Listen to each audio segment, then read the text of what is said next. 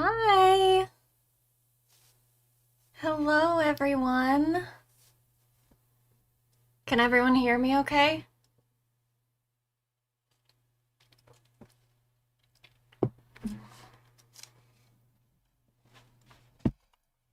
Merry Christmas Eve and Hanukkah Eve, right? Oh, it's Christmas Day for me. Oh, stupid having to spend time with other people obligations. That's okay. You can come back. The VOD will be up. It's a lot of people here. I mean, not like a lot, but more than more than I normally start with. I think we're already at the peak viewers that I had last time. So, I guess you guys were interested in this topic. Um,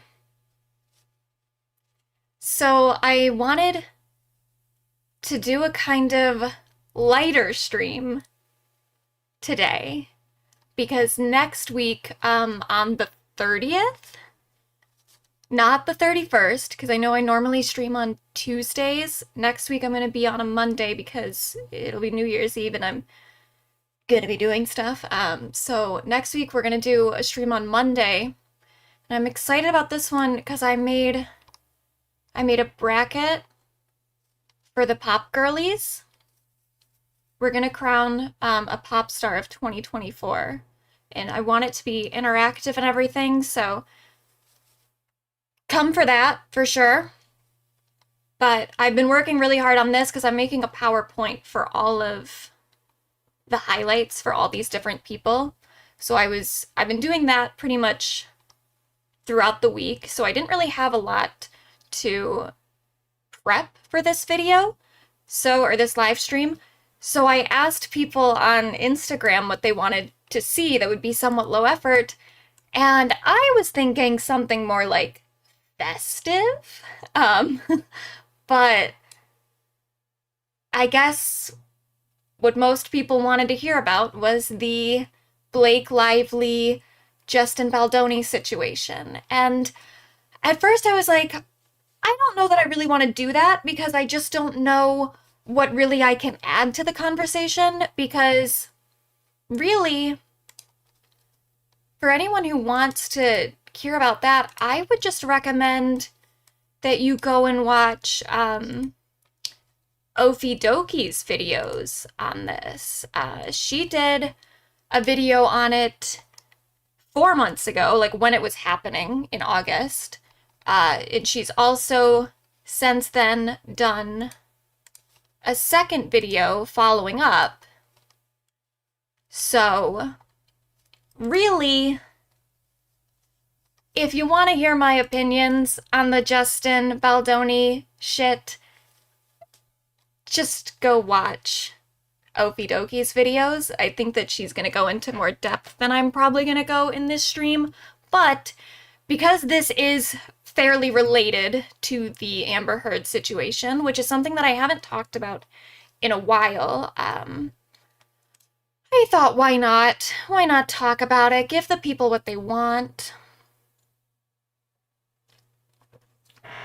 Especially because, love Ophie, yes, I do too. LOL Jojo Siwa, yes, you did. Peep, Jojo Siwa is on the bracket. She released music and she was a part of the conversation, so. But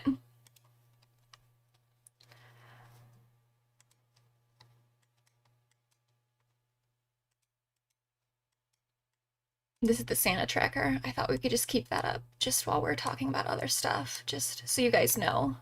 He's in South America right now, so wherever you guys are, he's on his way. But I thought about talking about the Amber Heard Johnny Depp stuff again when FD Signifier put a video out. Let me find that. I think it was on his B-Sides channel. Yep, there it is. He did this video 2 months ago. He shouted me out in it, which was very nice of him. There I am. Um, oh, we have a bracket? Yeah, for next week. So come back next week. He did a video about the situation because he made a, well, not him, even really, like his video editor made a joke at Amber Heard's expense in a video that he made. He responded to it kind of apologizing for that and talked about the situation. And I thought, you know, might as well talk about it then. But as I was making my notes for that response video, I just kind of realized how many feelings that I had to process over it. Because, you know, I did my 3 videos that he's shouting out here about like a year and a half ago about the Depp v. Heard situation, and it was a lot of work. A lot of time went into it, and it was a lot of reading court documents, of reading text messages between Johnny and Amber, and Johnny and Amber and their teams and their friends and their family. It was a lot of listening to audio recordings of the 2 of them throughout the relationship. It was a lot of watching the trial. And then it also was a lot of watching other people react to the trial, which was really the most upsetting part. I have a pretty good stomach when it comes to watching upsetting stuff, which is how I can even make videos like this. But it was really not fun to watch the way that other people responded to the trial while it was happening. It was extremely upsetting. And in the moment when I was making the videos, I had videos to make, so I just kind of kept going. And when I was looking back at a lot of my notes and making notes for a new video to respond to FD Signifier's video, I just kind of realized how much that like affected me. So I don't want to make it like too upsetting or anything, like to talk about just how upsetting the whole thing was for me, but it was hard. Oh, hi, Ophie. I hope I didn't infringe too much on your, I saw you had a video premiering, and I was like, oh, I don't want to go live while her video's premiering, but I'll watch that later for sure. But so yeah, while I was just making those notes, I just kind of, you know, and I talked about this last week when I was talking about the Max Landis video and when we reacted to his second video on it. You know, making a video takes a lot of work. I want to have like a good amount of notes for when I'm talking about stuff. Oh, good, it did just end. Okay, good timing. I want to make a lot of notes. Obviously I have to edit it, then I have to upload it, and it just got to the point where I thought,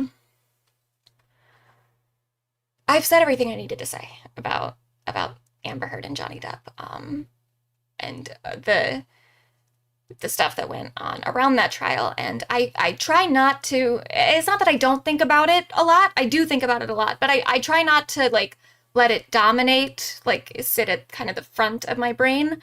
I try not to think about it too consciously a lot of the time because it was just so upsetting.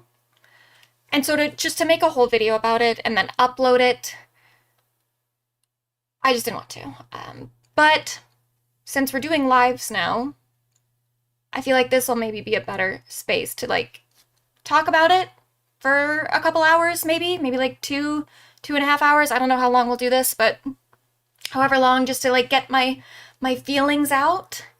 I hope I don't cry. I cried a little bit while making the notes in response to this video, but I mean, if I do, I do. It's fine. It's okay to have feelings. But yeah, I thought we could just go over it, talk shit out, talk about how I feel about it in retrospect, somewhat through the lens of this new thing that's happening with Blake and Justin. So let's start with that. There you are, Ophie. There's your cat. There's Santa. All right, so let's start with It Ends With Us. So It Ends With Us is, I guess, a movie that came out in August. It is based on, why is their font so gray? It doesn't even look right. Oh, there we go. Nope. Okay, weird. Whatever. OMG, thank you for shouting me out. That was before I got here. Yeah, it was like one of the first things that I did. Because I think that your videos probably just go into more depth than I will be going into. But so It Ends With Us. Movie came out August. It's based on a book by Colleen Ballinger. Not Colleen Ballinger. Colleen, what's her last name? Hoover? Yeah, Colleen Hoover. I've never read any of her books. I know that they are beloved by some, hated by some. It's not really my genre of books, so I don't know anything about it, but it was a book about domestic violence. That is what the movie's about. It starred Blake Lively and also Justin Baldoni, and Justin Baldoni is also the director. So this came out in August. There started to be some drama around it around this time. So this article is from August 8th. It says, as it ends with us, all the font is like gray. Whatever. Okay. Sales sort of strong opening weekend at the box office. Unexpected and likely unwanted attention on social media. TikTok's been flooded with speculation about a rift between star producer Blake Lively and her co-star Justin Baldoni, who also directed the adaptation of Colleen Hoover's beloved book. So there started to be some drama around this time. When I first saw the drama, I didn't really understand it. I knew that there was something happening. And as it says here, the not since Don't Worry Darling, remember Spitgate, or maybe Madam Web, have social media users been so dedicated to parsing a film's press appearances like they are for the Zapruder film. I don't know what that means. So that was kind of how it was being talked about online, that it's the new Don't Worry Darling, it's the new Spitgate. And then when I looked into it, I was like, this sounds incredibly boring. So the main thing at the time was that people noticed that Blake Lively and Justin Baldoni weren't doing any sort of interviews together. They weren't appearing really at all in any sort of promotional stuff together. And then people also noticed that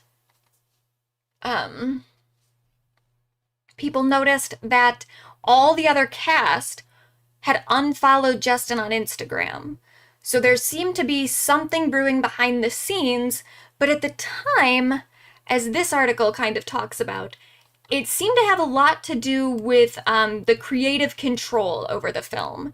So the big thing was that, number one, Ryan Reynolds I guess he rewrote a scene in the movie with Blake, and she talked about it kind of nonchalantly on a red carpet interview.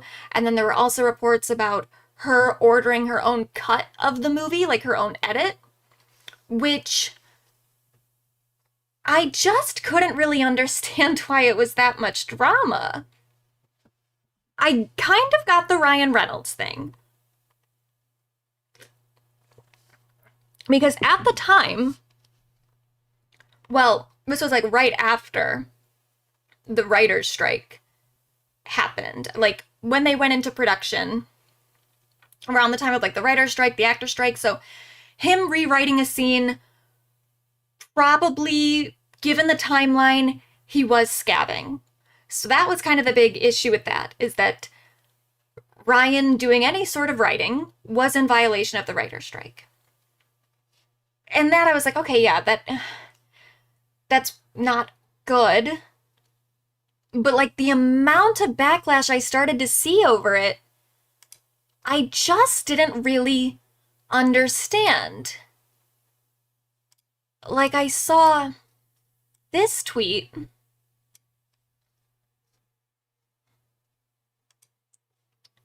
Which said, Blake saying Ryan wrote that rooftop scene is so fucking shady to the actual screenwriter. But then even if you click these, like the actual quotes from the article that this person is posting, the screenwriter, like, was okay with it.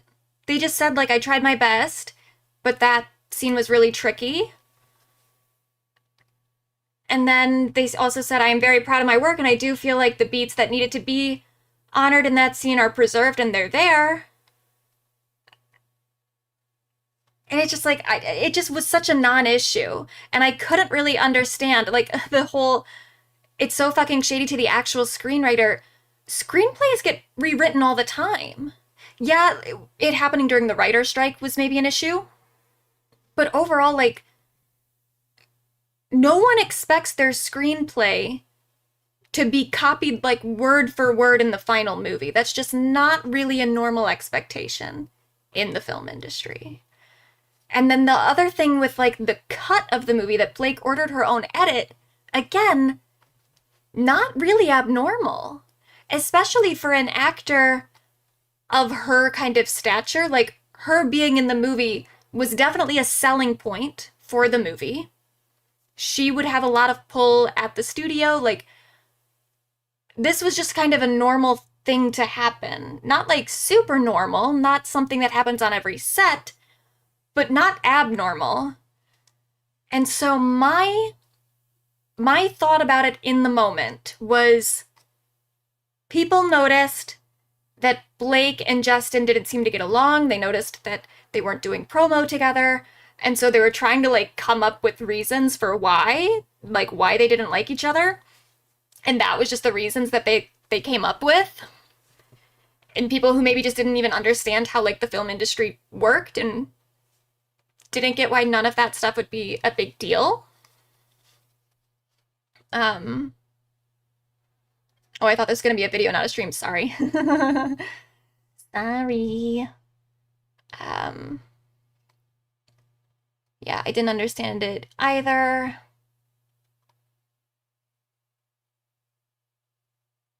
Zapruder is the footage where JFK got shot. Oh, okay.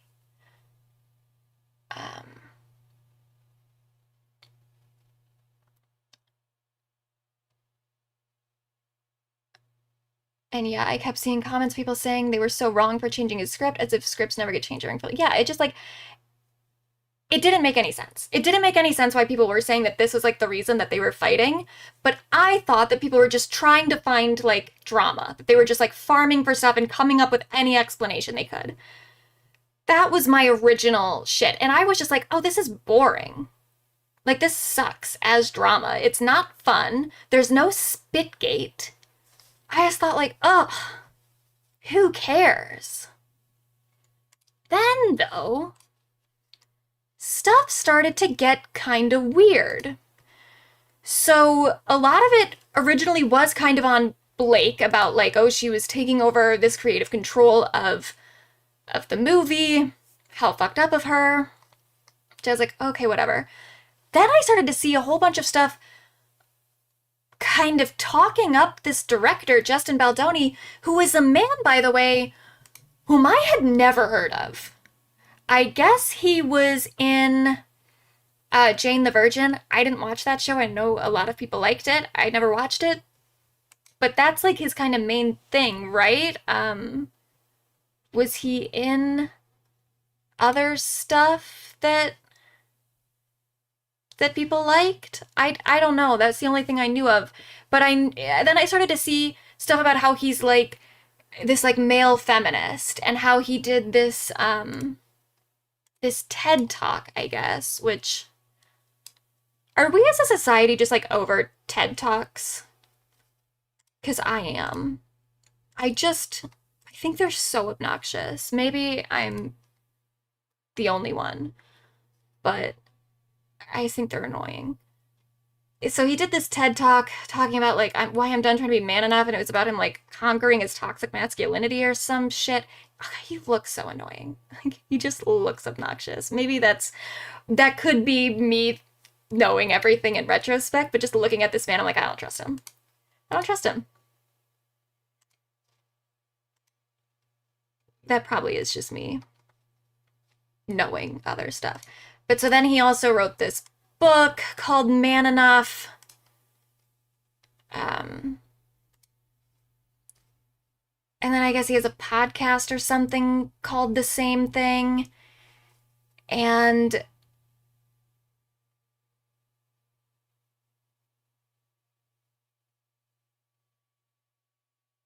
sorry, I'm reading the chat. I'm not used to live streaming and reading at the same time.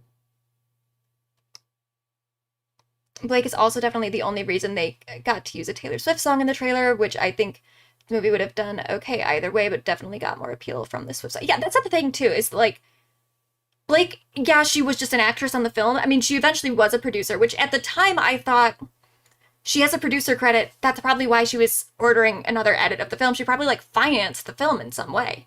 It turns out she got the producer credit after she ordered that edit. But either way, it's like she's a huge actress. She has so much pull. She definitely was someone that like the studio would have wanted in the movie just for the name recognition. So her having a little bit extra power on that set compared to a normal actor, and her being able to like order another edit,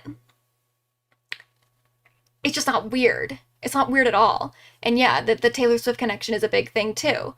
She has other people that she can even just get involved in the movie and in the promotion that the studio would want to cash in on. But then I've been less trusting of self-proclaimed male feminists since Joss Whedon. Yeah, kinda. I just think that like men who need to talk about it all the time, they're a little suspicious. I think that like it's fine to be a male feminist. I think it's fine to maybe like self-identify if it comes up. But when you need to do like TED Talks and write books and do podcasts about it, maybe overcompensating for something, I don't know. And then I guess he also got some like award for being like an ally or something that he's now had revoked. But again, it's like, why are you showing up at award shows to collect your prize for being a not shitty person? It just seems a little bit too self-aggrandizing. But one crazy thing to me is people continue to think he's a man of color when he's just Italian. Yeah, I mean,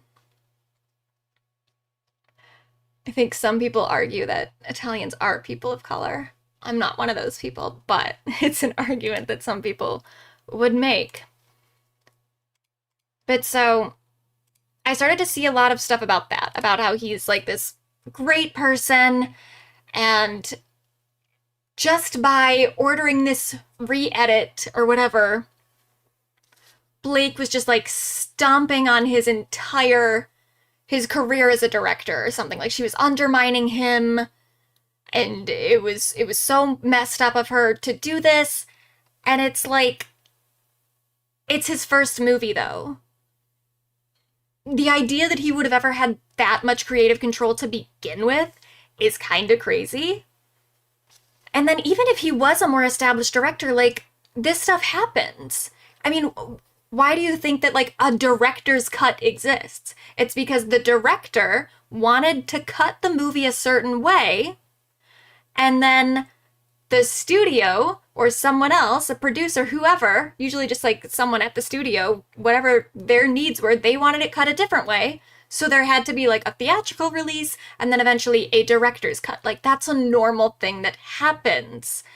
So this idea that he was somehow wronged by another cut being ordered, I was just very confused by it. I didn't really understand, but I just thought maybe he's like a big deal in certain circles that I'm not a part of. Maybe he has like such a huge stan base that people are just like super defensive over him and everything that he does. You know, like maybe like a Swiftie or something, where like Swifties are always trying to find some reason to, and not that I love Taylor Swift too. I'm not trying to like attack all Swifties, but there's, you know, there's a certain version of a Swiftie who just anytime anything comes up that like even slightly seems to be the tiniest bit disrespectful to her, they're like, oh my God, no one would ever be treated like this. And that was kind of like how people were acting towards Justin, which I just thought was weird because I'm like, I don't even know who this man is. Why are people so defensive of him? But, so that started to happen. Then, well, first of all, this was also something that just kind of like, this was to me where I couldn't ever be fully on Justin's side, even when the whole thing was happening. Is like, well, it wasn't even just Blake that unfollowed him, it was the whole cast. And then there was this clip of Jenny Slate that came out from the premiere where she was asked very directly about Justin Baldoni and what it was like to work with him as a director, and this is what she said. Oops, sorry. I have this muted. Director, but also scene partner. Talk to me, what was that like, having him be director, but also scene partner? I mean, what an intense job. Like to have to do so many things. I just found myself being like, wow, I really just want to have one job at once. Like Yeah. and in fact, I've often felt that way. Like I really like writing and I like it so much. And it's special to be able to be a writer. But like, yeah, I was looking around just being like, I'm good with just acting. I really, I love it. I just want to do it. I feel like I've only begun. Talk to me, what was that? So yeah, so people said his whole thing about him directing the movie and the female gaze was so weird to me. Like, what are you talking about? Yeah, it's like, what do you even know about the female gaze? You're a boy.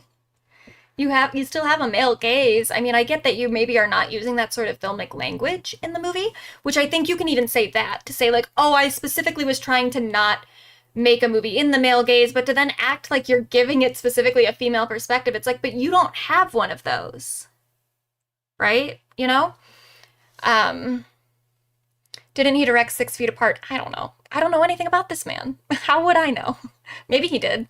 I was under the impression that it was his first movie. Maybe it wasn't, though. But that was how people were acting, was like she was stomping on his entrance into Hollywood in this way as like a creative person.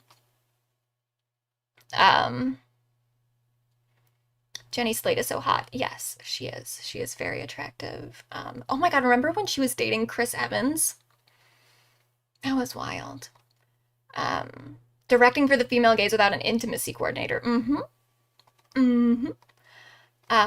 Yeah, the Jenny Slate interview really cemented it for me that he had done something to alienate the whole cast. Yeah, exactly. That was where I was like, it's clearly not just a Blake Lively thing. This whole cast kind of hates him. And then I started to see a narrative that, like, Blake had turned everyone against him. And that was where I was like, how? Like, these are all... Jenny Slate can think for herself. And also Colleen Hoover, I think, also unfollowed him. She wasn't even, like, on the set that much, I wouldn't think. Maybe she was. She could be one of those people. One of those authors who just, like, goes on the set. But it just seemed very, very suspicious to me to think that, like, Blake Lively somehow pitted an entire cast against the director. The person who had, like, the most power on the set. Didn't really make a lot of sense to me. I literally trust Jenny Slate's judgment more than anyone else in this entire movie. Yeah, maybe.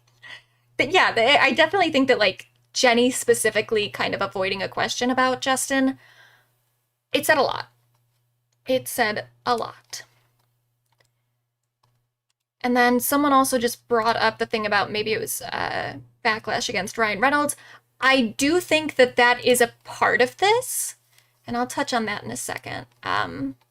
So this was the whole thing. E.T. can confirm that Ryan Reynolds writing a scene for It Ends With Us that made it into the final cut of the film did indeed come as news to Justin Baldoni, who found out only after Blake Lively revealed it in a red carpet interview. It's like framing like that where I'm like, so? Who cares? It was just like they were making it seem like Justin was betrayed by this entire thing. That, like, Ryan Reynolds went behind his back and Blake went behind his back to do this. When it's like, okay, well, you clearly knew. I mean, you've seen the original script, right? It's your movie that you're directing. You knew that something changed between the original script and the script that you were shooting. Did you never question how those changes came about? And if you never questioned it, why do you care that it was Ryan Reynolds specifically? You know?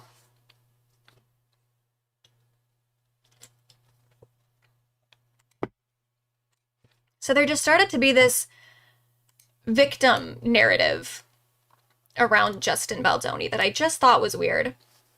And then we started to see this.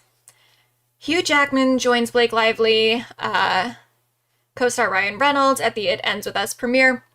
So this is more stuff about how, like, Blake is now hijacking the film. That became the narrative, that because Blake showed up with her famous husband and her famous husband's co-star slash friend, that now she's acting like it's her movie that she directed.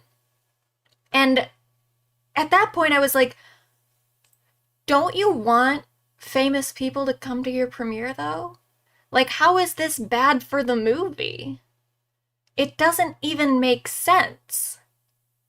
I just couldn't even understand why someone would be upset about this. And also note, she's wearing a Britney dress here. Just want to say that. It is not relevant to the conversation at all, but I think this is like straight up the dress that Britney wore.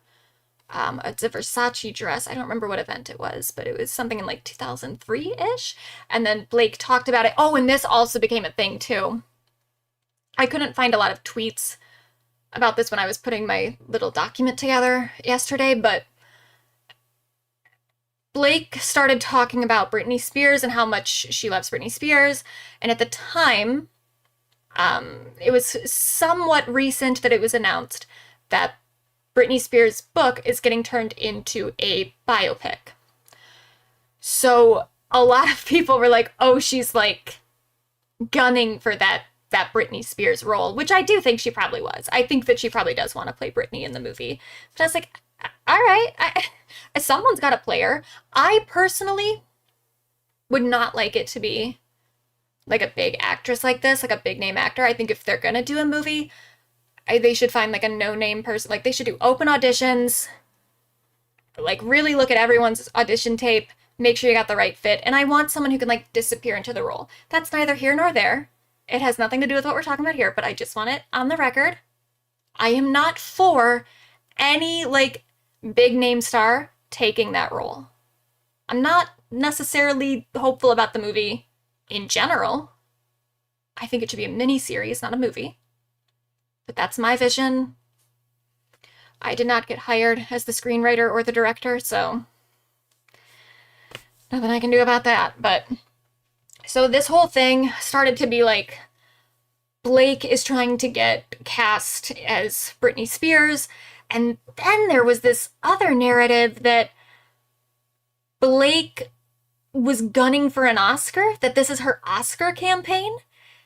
And that I was really confused by, because this is not like Oscar bait material. This is a Colleen Hoover movie adaptation. I don't think the Academy is taking this movie that seriously. If this was her like Oscar bait movie, she really miscalculated.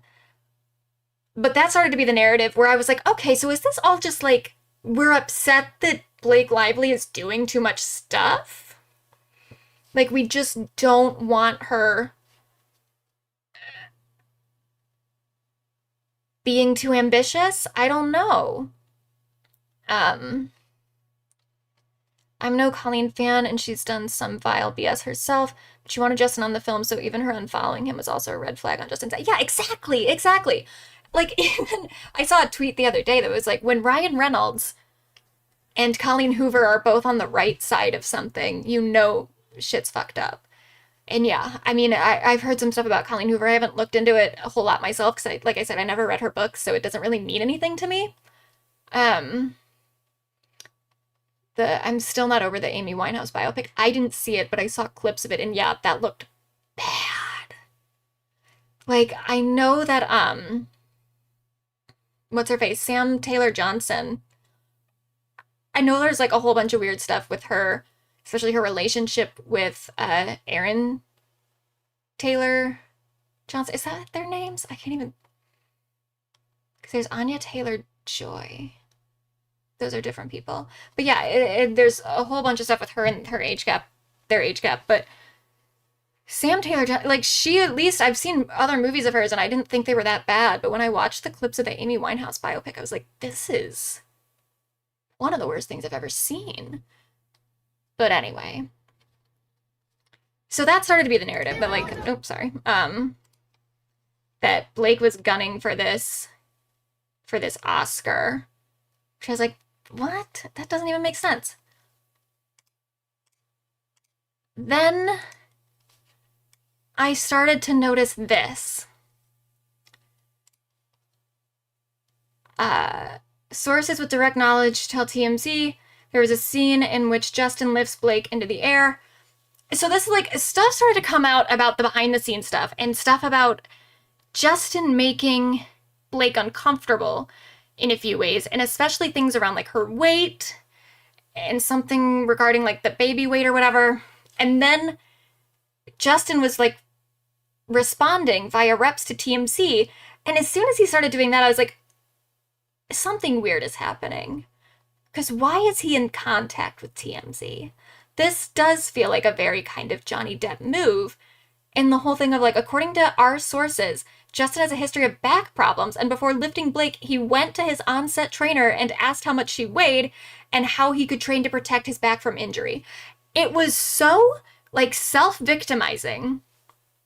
And it reminded me a lot of when Amber filed for a restraining order against Johnny, and then suddenly TMZ came out with a news report about that restraining order and was talking about, like, and Johnny's mom just died, so this is a really hard time for him. Like, it was so personal and so just like, oh, he's been through a lot.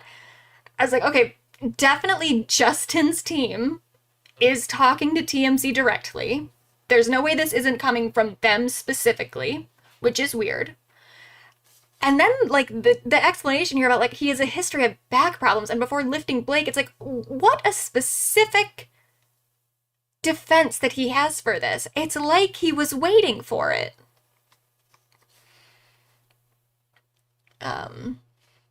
Also, if he was really worried about a hypothetical lifting scene, he could get a stunt. Yeah, it's like there's other ways around it. You don't need to ask someone, like, how much do you weigh so that I can do this? Like, that's... it's just kind of ridiculous. But yeah, it was like he expected to get backlash for a certain thing, so he had this, like, built-in defense of, like, I just have back problems. That's all that's why I needed to know.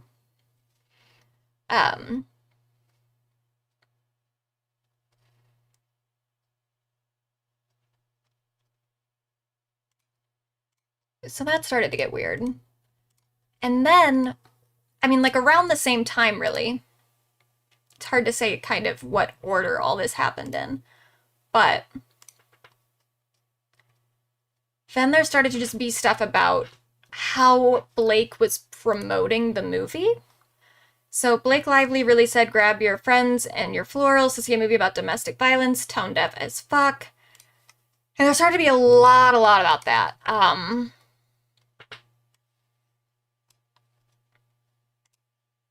This is what she With Us said. is in theaters now, so grab your friends, wear your florals, and head out to see it. Grab your striped pajamas because you're not going to want to miss this.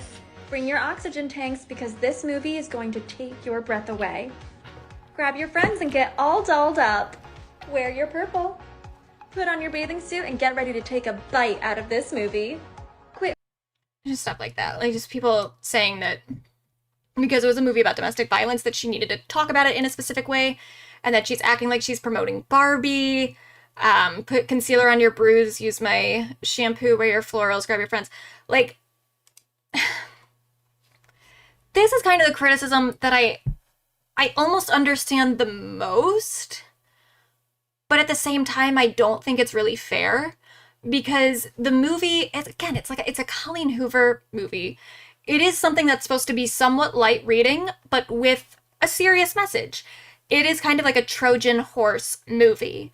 You dress it up in this kind of frilly, feminine, girly way, but then in it, there's something that is a lot more serious, which makes it a more digestible topic to talk about. I don't think that that's necessarily bad. I don't think that, like, and I get it. I get why people are put off by her not talking about it in a super serious way all the time.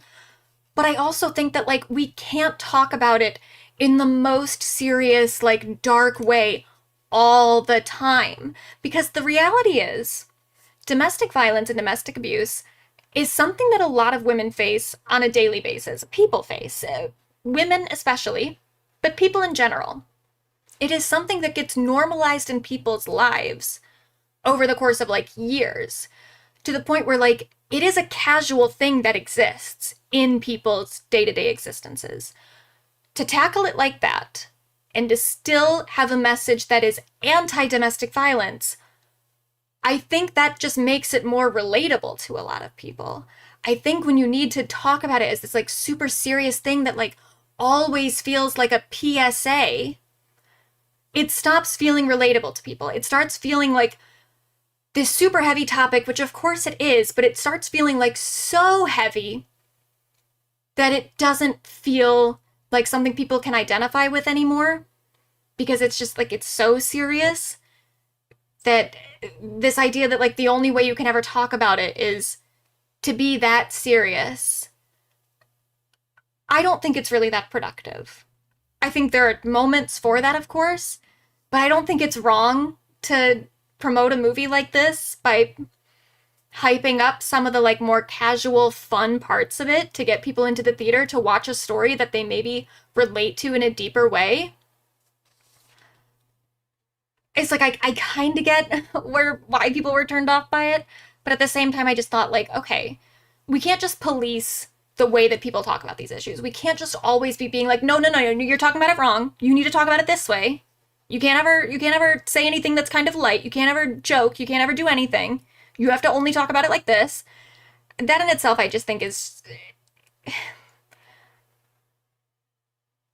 it's just so unnecessarily critical.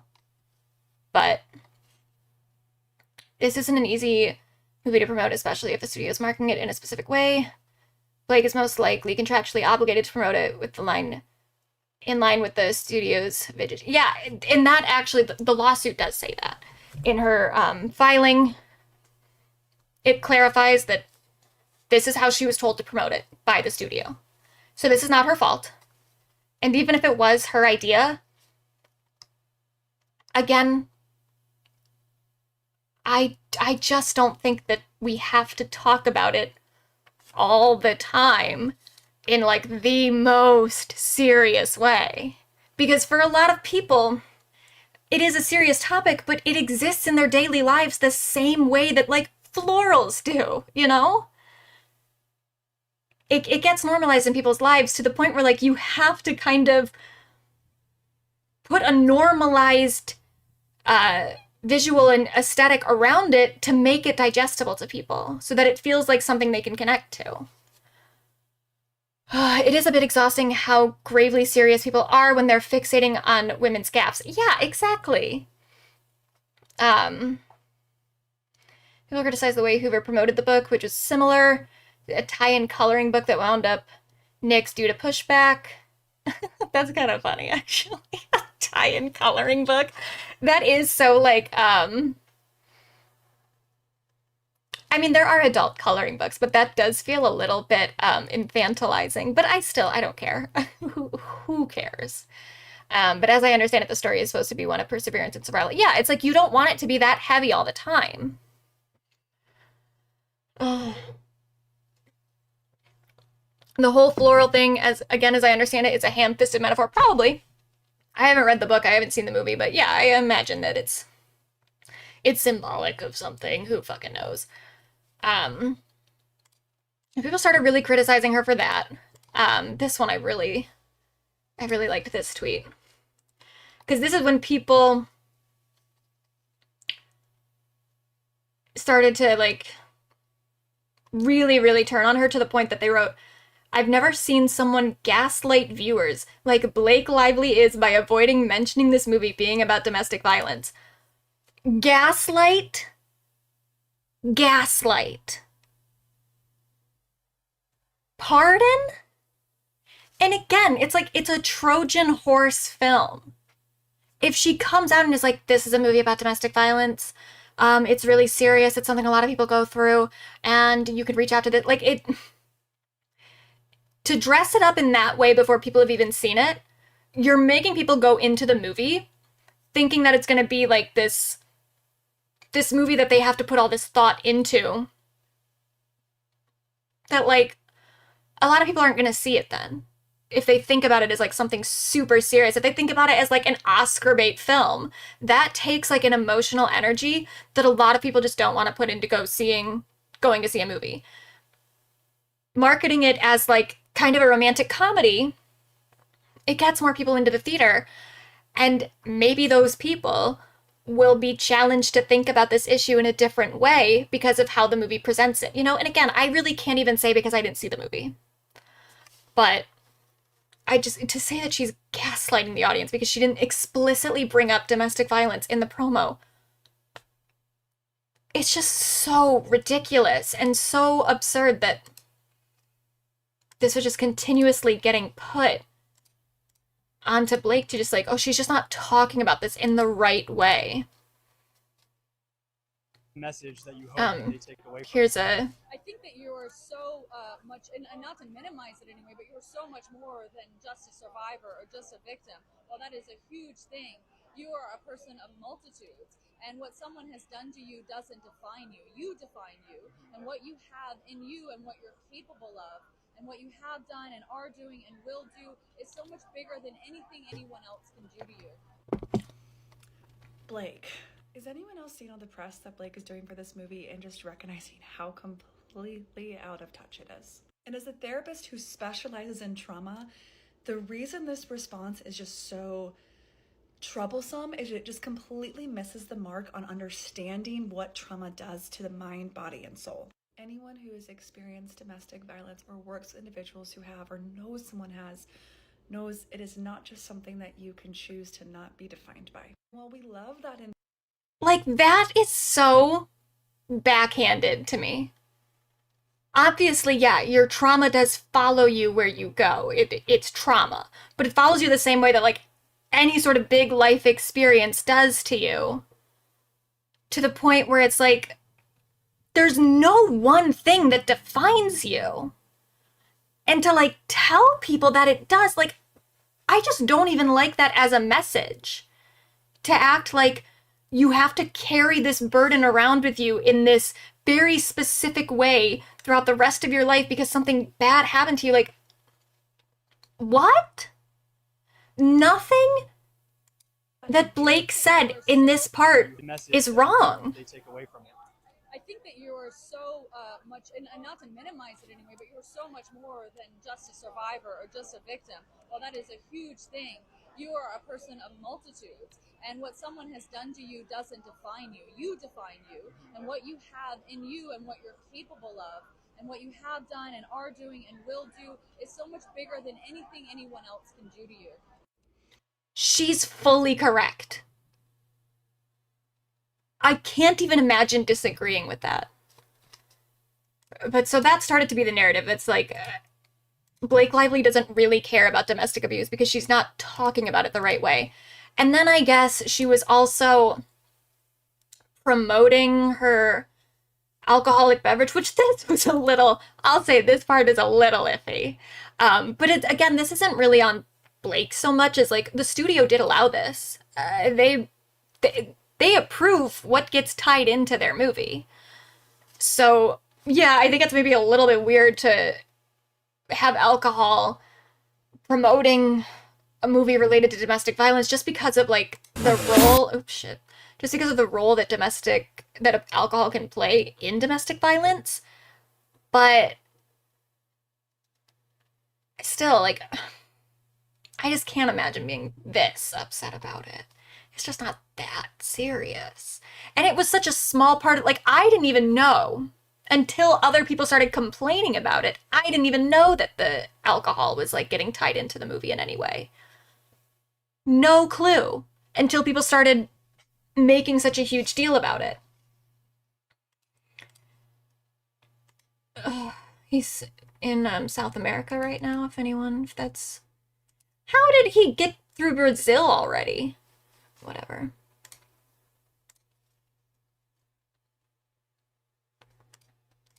And then, so this is where we kind of get back to the Ryan Reynolds of it. It starts getting narrativized as like, this is a part of her like power couple thing with Ryan, which I was like, haven't they always been a power couple? Like, whatever is going on at the end of this drama, it is extremely weird for Blake to turn the promotional tour of a domestic violence drama into a platform for her to strengthen her fashion plate status and her and Ryan Reynolds' power couple's clout. Like, I mean, they do events together fairly often, and they talk about each other a lot. I just didn't even see this as, like, this is them trying to amplify their power couple status. I was like, this is just them doing them. But, so it became a lot about Blake using this as like a promotional opportunity for herself and I guess her husband, and her trying to turn this into like a big celebrity culture thing. People fully glossed over that they were promoting them with the movie because they were a non-alcoholic option. Oh!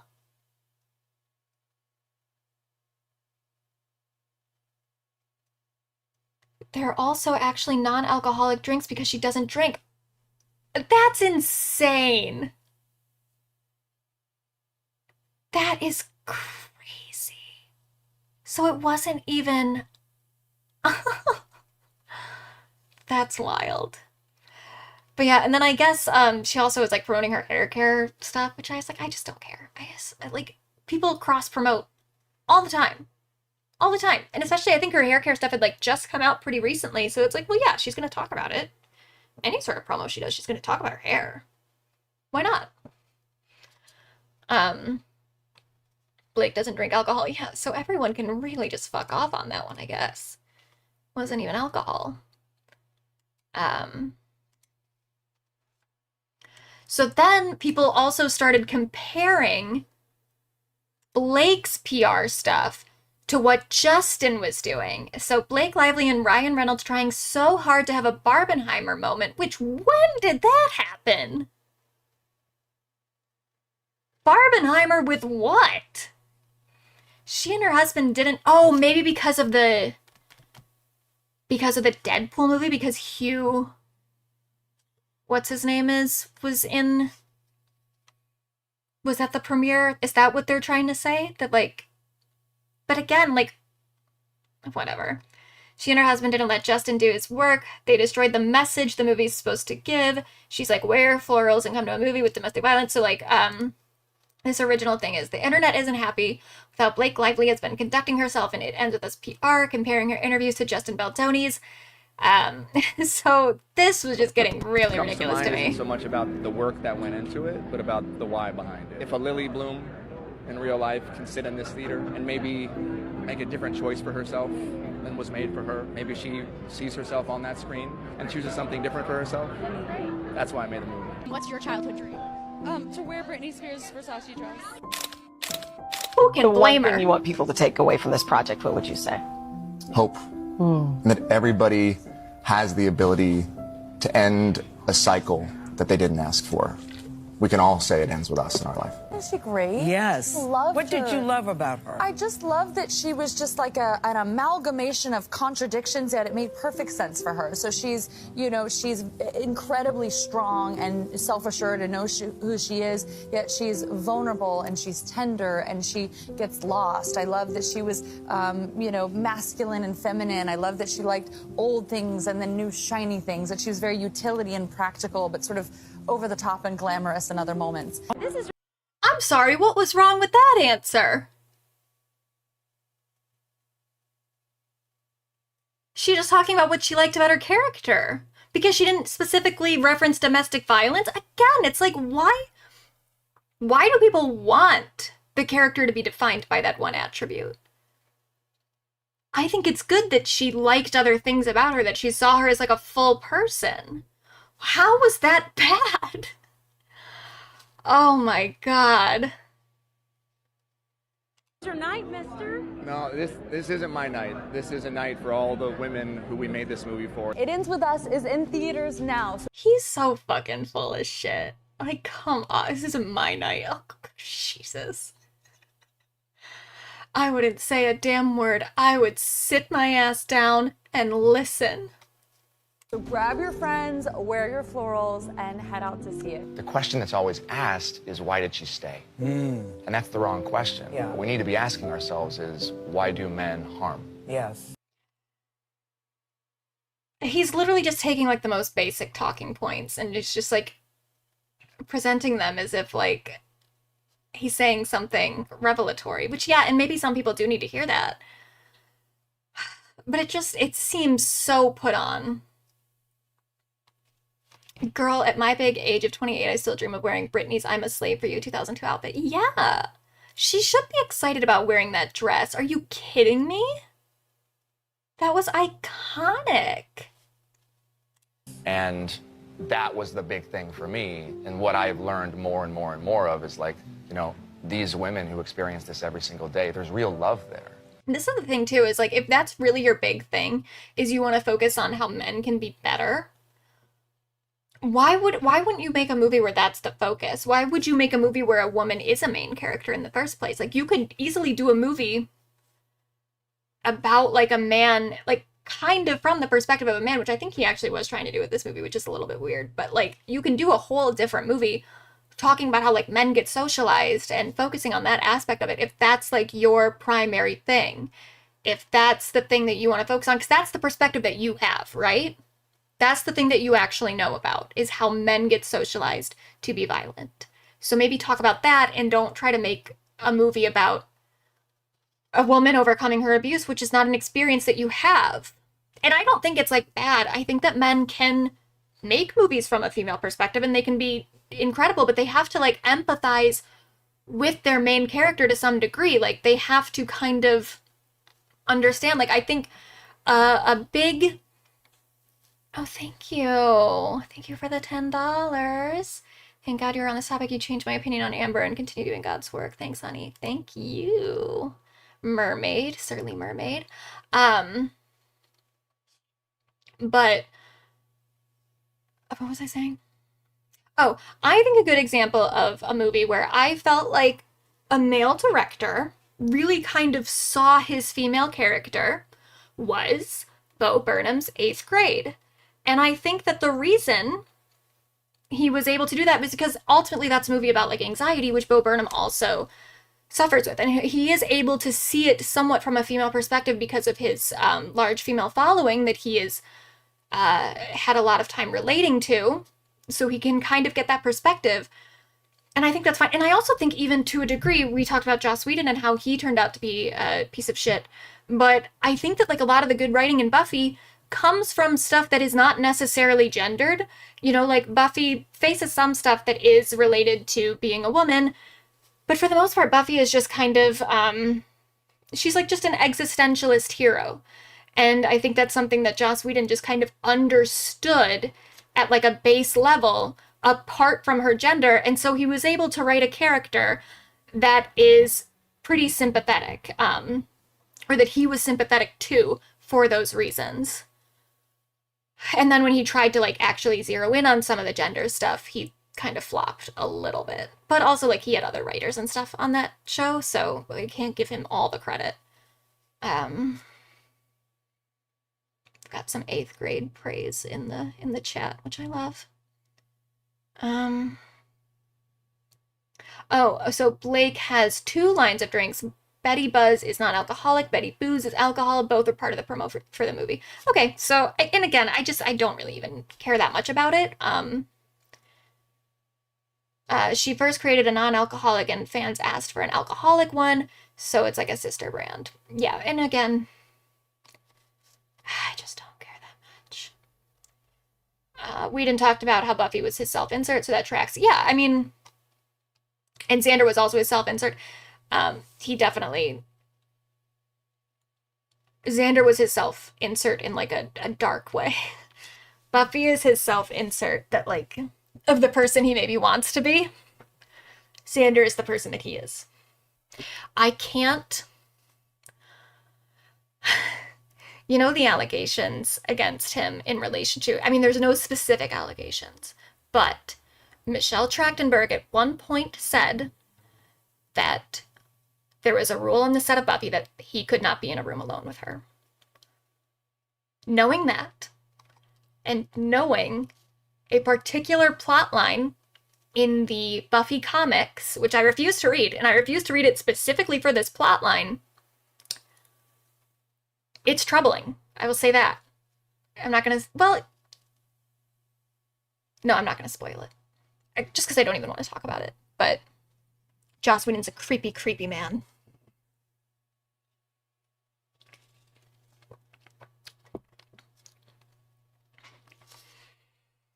Anyway. Oh, we didn't even finish this. Oh, it's 3 minutes long? Jesus Christ. We're not going to watch all that. So then we started to get the, like, oh, I've always hated them. Thank God they're finally getting their comeuppance aspect of the drama. Me seeing everybody finally wake up and realizing Blake Lively and Ryan Reynolds are both annoying as hell and give off the worst fake vibes. Any sort of cancellation reaches this point because everyone does have haters somewhere, and people who just love to be validated for any sort of grievance they've already had. And I'm not like a huge fan of Blake Lively or Ryan Reynolds. Can't say I really feel that strongly about either one of them.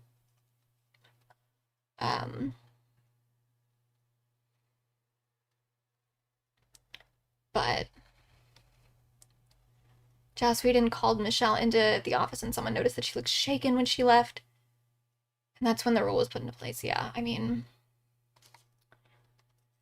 that whole thing is upsetting. Buffy is like one of my favorite shows, but it's hard to reconcile some of that, but whatever. Oh, he's up to Cuba. Are these all the spots that he's already hit, or?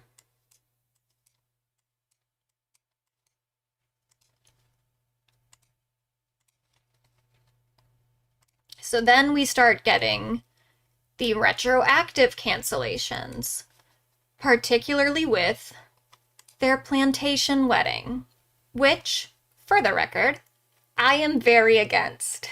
I do not think plantation weddings are good. I think it's kind of gross that they had one. But also, to that point,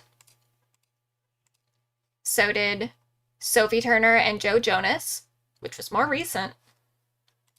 So did Blake Shelton and Miranda Lambert, which who's surprised by that one, you know? So did Reese Witherspoon and Ryan Phillippe. At the time that they got... Honestly, the Joe Jonas and Sophie Turner one is kind of the most shocking. Because this was in an era in which, like, they definitely should have known better. I can say at least with Blake Lively and Ryan Reynolds, at the time that they got married, plantation weddings were somewhat normalized.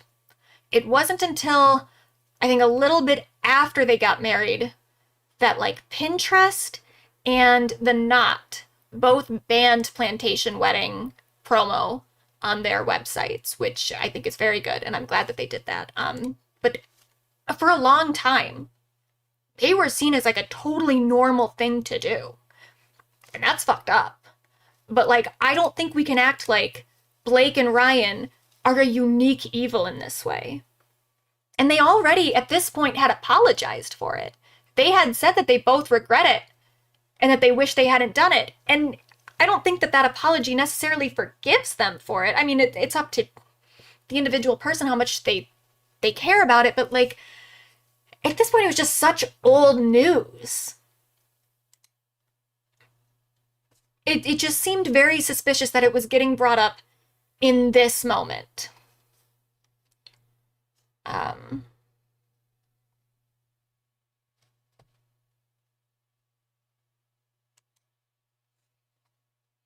I even saw some people defending like Reese and whoever Ryan Phillippe is. I know his name, but I don't know what he is. Like what does he do? What is he?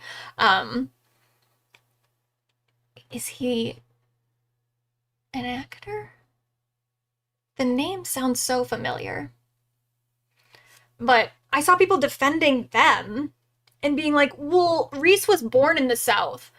So she like, somehow that makes it better for her, where it's like Ryan and Blake were both from California, so they should have known better. It's like, okay, they're all just like privileged ass white people that didn't fucking think about it. No matter where they're from in the country, that doesn't really change that. Ryan Phillippe was an actor from the 90s. Okay, good to know. Good to know. Are they still married?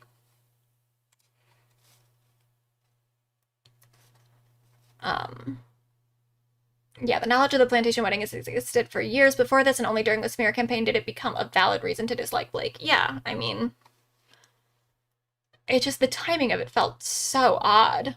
Because it wasn't like it was a backlash against plantation weddings in general and like all the celebrities who have done them before. It was specifically like Blake Lively and Ryan Reynolds are the bad guys because they did this thing that a lot of other people have done. Famous and non-famous alike. So then we get to this interview where... So this woman, what's her name? Kirsty Flaw? I don't know how to say that. Shares her nightmare interview with Blake Lively conducted in 2017 or 2016 while Lively was promoting Woody Allen's Cafe Society. That's another reason to dislike Blake, is because she did do a movie with Woody Allen. But again, very old news. Not something I can really, not that I can't hold her to it today, but like in terms of like the things that I am currently mad at her for. Again, lots of other people have done movies with Woody Allen. I can't hold Blake Lively responsible for this specifically and not be mad at everybody else. And has she ever addressed it? Because there were a lot of people that have since spoken about not wanting to do a movie with him after they've done it. But okay, so this is the interview. Congrats on your little bump.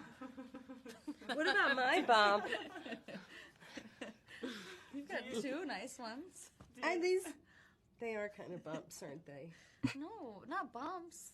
The lovely lady lumps. Check it out. Thank you. Thank you.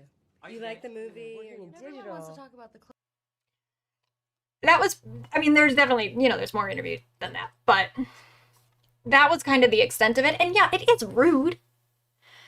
What basically happened here is like Blake had just come out with her pregnancy. This woman is congratulating her on that. Congrats on your little bump. She says, congrats on your little bump. It's mostly like a fat joke, which is not nice. But I also think it was something where like she was probably just annoyed that someone was bringing it up, like specifically bringing up like the bump part, because she had just announced it too. I don't even think she really had a baby bump at the time. But yeah, it's like it was a bitchy thing to say. But she also was on a press tour. She's probably just pissed off in general, annoyed with a lot of the questions people are asking her, so she got kind of snippy. But then this woman turned it into not even being about her weight or anything, or about like, oh, she said something about my little bump when I'm not pregnant. She turned it into how it really wounded her because she's not able to have children. And like, I sympathize that maybe that was like a hard thing. Like if that's something that you have been dealing with for a long time, it's like a sore subject to you. I mean, in a way you did kind of open the door by talking about someone else's pregnancy, but whatever. It's not like Blake was the person to bring it up. I get how that might like sting in the moment. But then she went on to call this on her own YouTube channel. Okay, I'm gonna run an ad just because now I'm getting an ad and it just seems only fair.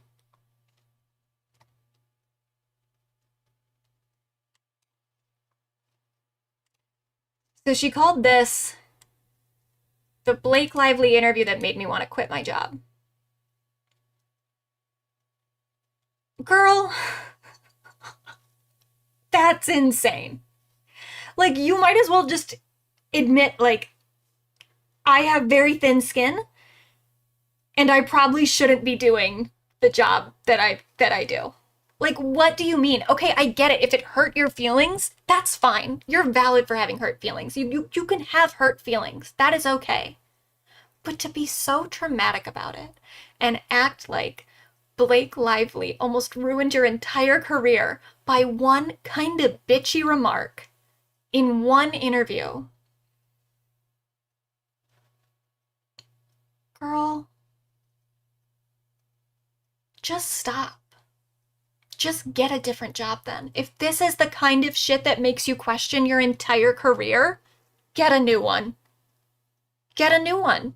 And it kind of seems like she has at this point, because now her career is just like exploiting all these different interviews that she's done and trying to get clout off of it.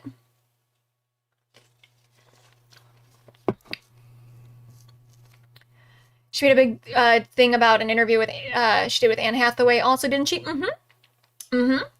And she also, as many people have pointed out, she made a big deal about another interview she did, which let's see if I didn't put it in my document, but let's go to Medusini.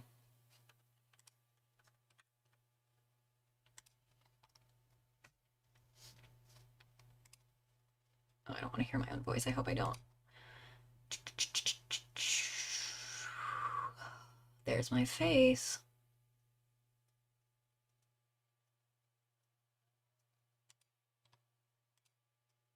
Here she is. When a lot of stuff started to happen with Amber and Johnny, she put out something about how Johnny was like the best interviewee she's ever had. Like, he was so nice to her. Okay, I hope I don't hear too much of my voice here, but let me start with where. Both kids and grown-ups. And they said because you're cool and mysterious and magical and a little off, Morgan Freeman said. A little off. I love that Morgan says a little off. What is it? I agree with him. A little with the little bit off thing. Yeah. What about the mysterious and the magical? I don't see any of that for sure. I mean, you know.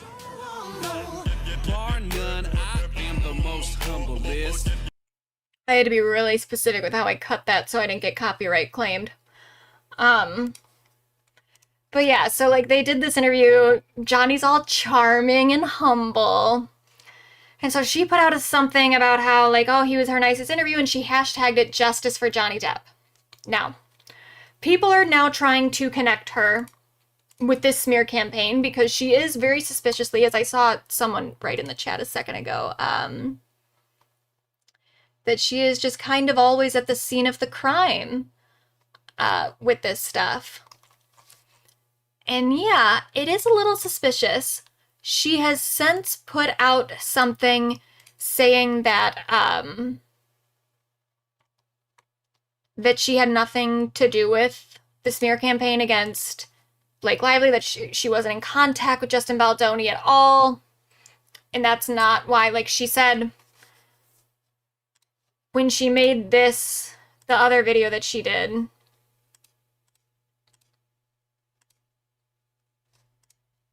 she put this out just because it was like people were talking about it because the clip had resurfaced, and that she had nothing to do with, she wasn't putting it out to like contribute to this hate campaign against Blake. And quite honestly, I do believe her. I don't believe her because I think that she's a good person and that she wouldn't contribute to a hate campaign like this intentionally. I just think she's such a fucking clout demon that the second anything that she could contribute to this conversation came up, she just jumped on it. So I think that's why she's at the scene of the crime so often, is because she just wants to be. She is, I mean, look at her page. Oh yeah, what really happened during my reunion with Blake Lively, 2 years, like, shut up. It is just not that serious, and she's always talking about stuff like this.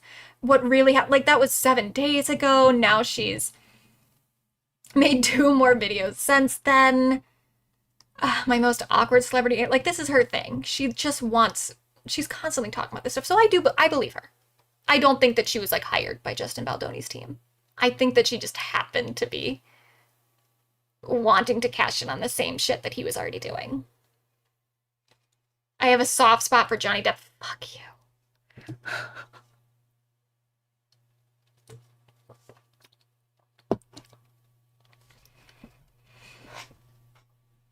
She's just annoying. This might be my worst interview idea ever. Oh my god. Yeah, and then Anne Hathaway apologized to her. I wouldn't.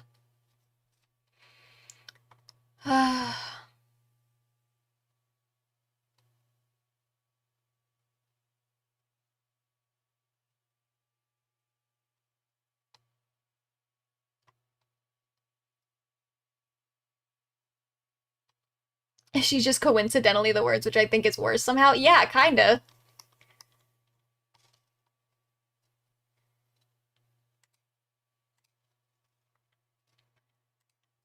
Alright, so then... What is this? Oh yeah, and then there was this other interview. This one I thought was so fucking ridiculous. And this is, here, I'll just play the clip Cravings, first. how's it going along? My wife's 7 months right now, so I know what it's all like, the feet rubbing. Oh, she's just taking advantage. Is she? Totally. Oh, please say It's the no, not Blake. necessary. Please, tell her. You can exploit it if you want. But, Every night. I'm rubbing feet every night, Blake. You're a sucker. Oh. You can't fall for that stuff. Cravings, nah. No? No, we just lie. You're good. You just cravings, how's it going along? Like, that is honestly, like, a very funny clip. Like, that's cute. They're being cute. And then people found some way to weaponize it against her. And then, like, imagine all the women who are genuinely experiencing these things during pregnancy and their husbands are going to just be dismissive now.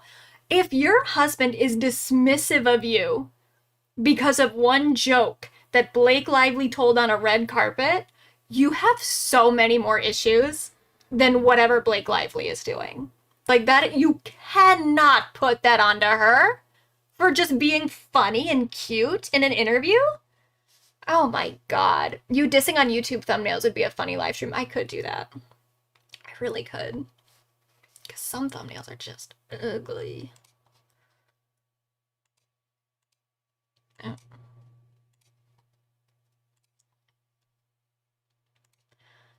So that was kind of the extent of it at the time, as I just thought it was very, very odd. The amount that people were coming at Blake Lively for somewhat just innocuous things. Oh, he's in the States. He already went to Florida. He's making his way up. When I was a kid, I believed in Santa for a really long time, specifically because of the Santa tracker. Because they would put it on the nightly news on Christmas Eve, and I was like, why would they be tracking Santa if he wasn't real? This is the news. Clearly he's out there. Anyway. So I just started to think a lot of the backlash against Blake was weird. So then I tweeted, I'm not saying there isn't ample reason to criticize her, and IDK, what the fuck happened? Isn't that funny? Someone pointed this out once, and I think about it a lot, actually. There are certain things where when I see something abbreviated, like LOL is just LOL to me, like in my brain. when I see OMG, that's just OMG, but when I see WTF, I don't think WTF. I think, what the fuck? Just a funny observation. IDK, WTF happened behind the scenes of It Ends With Us, but I gotta say, a lot of the current backlash against Blake Lively very much screams a woman got too ambitious and I don't like it. So that was kind of my thing at the time. Then I started to get a little bit more involved in the discourse.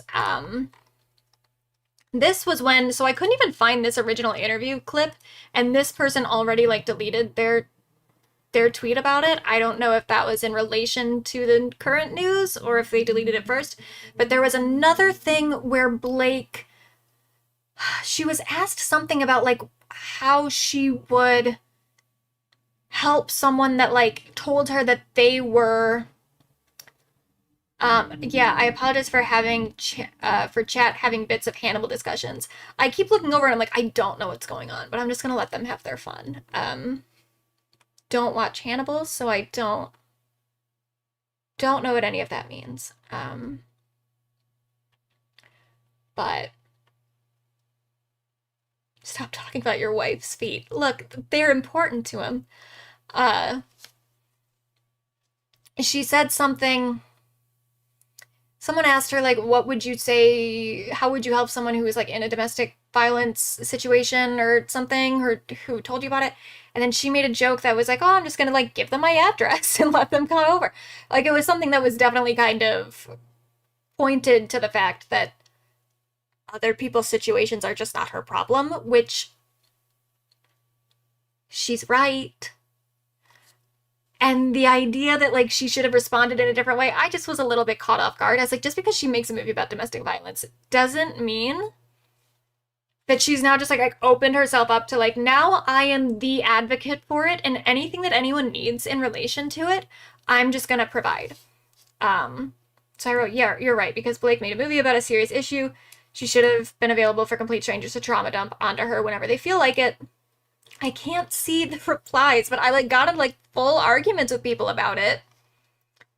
And I was so annoyed because it was, like, it was Amber Heard supporters some of the time. People being like, well, it's such a serious topic and she should take it seriously instead of making these jokes. I was like, okay, but she's just in a movie. She's just in a movie. I don't know what to say. So that was how I felt about it at the time. I was not the only person who was pro-Blake in the moment. Obviously, our girl Ophie Dokie, I don't know if she's still in the chat, but she was also very outspoken and she made those videos, which I pointed out at the beginning of the stream. But there was also someone else who was supportive of Blake at the time. Oh, Penn Badgley, someone said, probably. He's one of the ones, and I hope I don't eat my words on this, but I do trust Penn Badgley. He's one of the ones who I feel like when he talks about misogyny and, like, women's issues and stuff and men, like, toxic masculinity, he doesn't make it, like, about him. It doesn't feel like it's self-aggrandizing as, like, a lot of Justin Baldoni's talking points. I hope I'm not wrong about that. I hope that he does just turn out to be, like, a good dude, but at the moment, I'm all in on Penn Badgley. Seems like a very nice person. But there was also someone else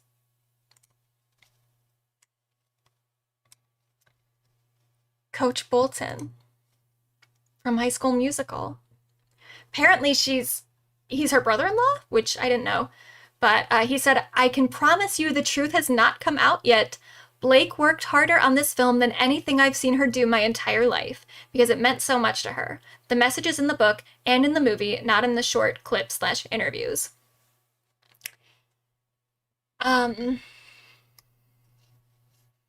Is Penn an Amber supporter? I don't know. I don't think he's ever talked about it. Which, you know, I can't expect people to just always be talking about certain things. But I mean, I don't know. It wouldn't really surprise me necessarily. I feel like I would have heard about it though, just because of how involved in that world I was for a little bit. Like, I know that the one person who I know really did stick up for Amber at the time was Bernard the Elf. Whatever his name is. Something Krumholtz. And he did the Playboy Club with Amber, which I cannot find anywhere. If anyone knows where to find that show, I do want to watch it. But it was so critically panned that, like, it's not on streaming anywhere. They also didn't, like, make DVDs of it, obviously. And I can't find it, like, I can't find it anywhere to pirate or anything. Like, copies of that show are almost just non-existent. They must be somewhere. They must be somewhere. But I'd be interested in seeing that. Why Coach Bolton kinda... I mean, what do you mean, why? Look at him. That's a good-looking man. But I was very happy to see this. Because I just love High School Musical. All-time classic film. Julia Fox backed. Yeah, that's true. Julia did as well.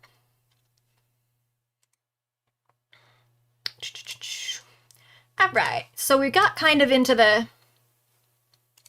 past version. Oh, what the fuck? Why can't I find it now? Alright, let me find the... Here, we'll go back to the Santa tracker for a second so you can watch him.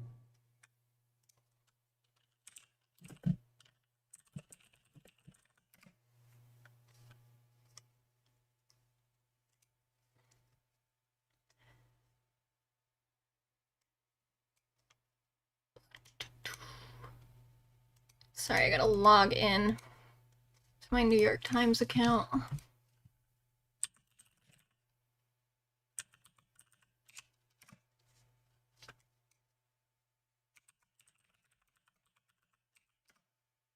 I have no idea what my password is.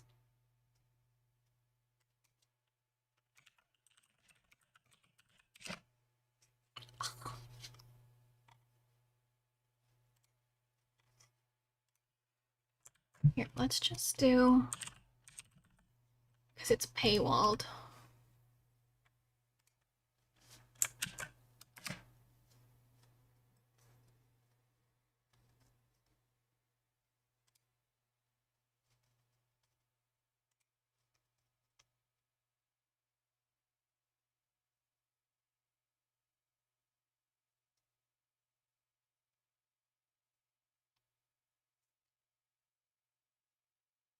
There are 2 episodes of the Playboy Club on YouTube. Okay. Are they the first 2 episodes? That'd be exciting. Shit.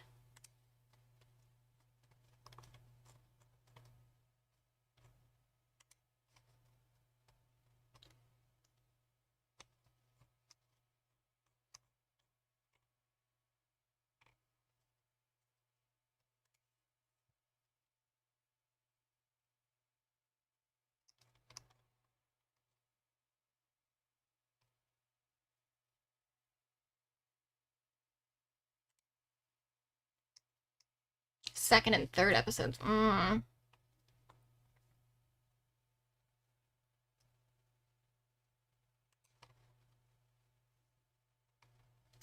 come on. What could my password be? Oh, I already had typed it. I just apparently typed it wrong. Okay, so here's the New York Times article that came out.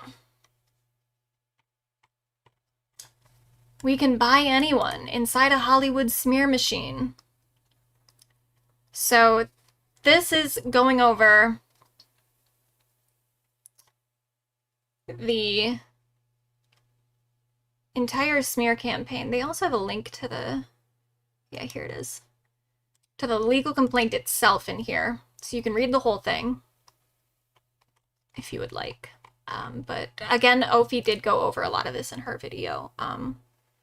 So you can see a much fuller breakdown there. But it goes through the whole thing. So, first of all,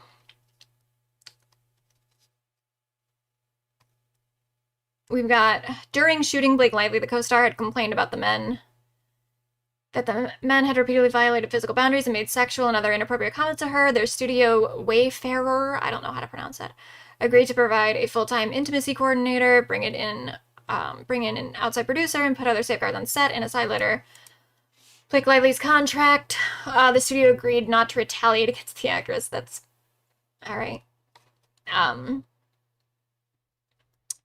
So this is all about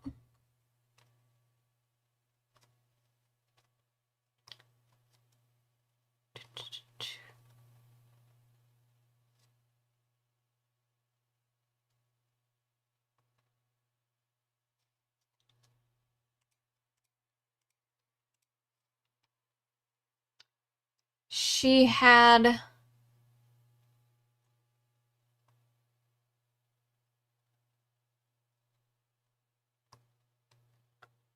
so yeah, here's kind of where it starts. In November 2023, as the cast of It Ends With Us was preparing to resume shooting after a months-long writer's strike, which maybe Ryan Reynolds violated the terms of that writer's strike a little bit. Maybe he was a bit of a scab. Miss Lively went to the studio with the side letter seeking safeguards. So she had already had some issues. She went to the studio seeking just normal safeguards for her, for them resuming the shoot. She claimed Mr. Baldoni had improvised unwanted kissing and discussed his sex life. I don't even want to go into all the details of this. It was pretty gross. It's a lot of stuff. But some of the safeguards did improve the situation. It says by the spring, Ms. Lively told people she worked with that the men's behavior had improved with the new protections, but she was now in a creative battle with them. So she ordered her own cut of the movie, bringing in editors and a composer and adding one of Ms. Swift's songs. In the end, Sony and Wayfarer went with Ms. Lively's cut, and she got a producer credit. So this starts to go into how there were some creative differences. Blake ultimately kind of won with the studio. They went with her cut instead of Justin's. Probably also had a lot to do with the Taylor Swift of it all. And then this battle kind of really starts. So by the first week of August, Wayfarer and Mr. Baldoni had retained Ms. Nathan, who had worked with other high-profile clients, including Mr. Depp, whose ex-wife Amber Heard accused him of physical abuse. Mr. Depp successfully sued Ms. Heard for defamation, and the trial became a spectacle amid suspicions of an online campaign to damage her credibility. Amid suspicions of an online campaign. I mean, they're journalists, so they can't really say definitively, but like, I think we can look at what happened in 2022, and not even just 2022, but like years before that. I mean, this was such a years-long campaign on behalf of Johnny Depp's team to smear Amber Heard, pretty much from the moment that she filed for a divorce. Johnny's attorneys were working in, crisis PR mode, trying to squash the allegations of abuse that had come from her filing for a restraining order. And then, as time went on, especially once Adam Waldman got involved in Johnny's life, Johnny started to become extremely litigious, not just against Amber, but also like his old business managers.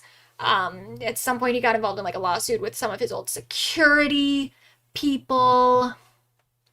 He just started suing people like left and right. And it does seem like Adam Waldman had a lot to do with that. And then, I mean, I can't say exactly what happened behind the scenes, but it seems like some people started really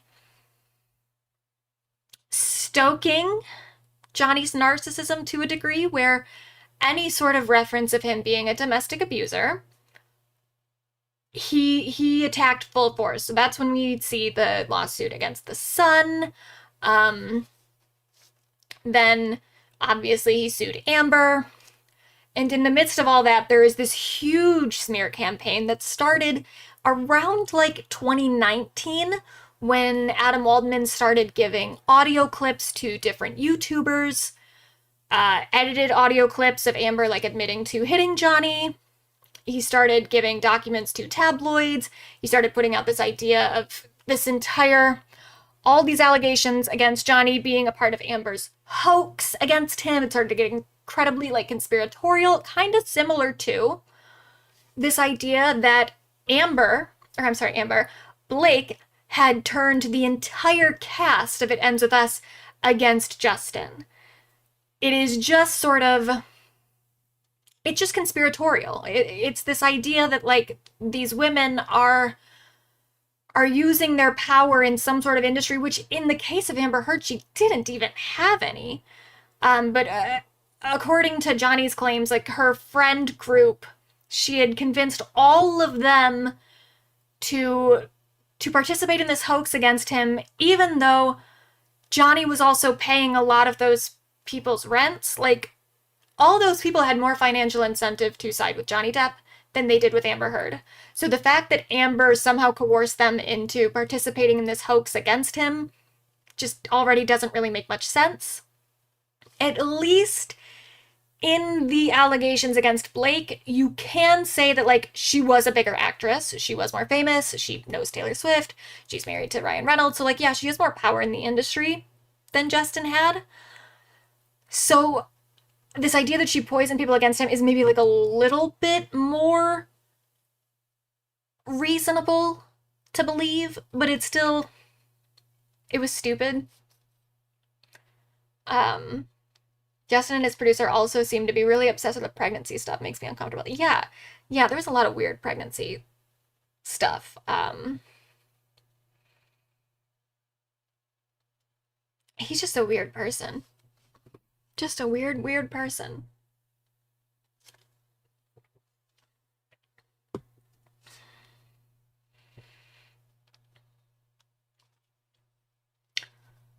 But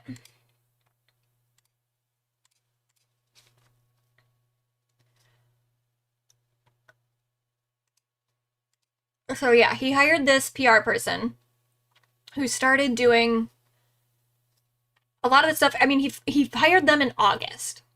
And a lot of the stuff, I mean, a lot of the tweets and stuff that we've been looking at, this is from the end of August, with him defending her. But this is like August 15th.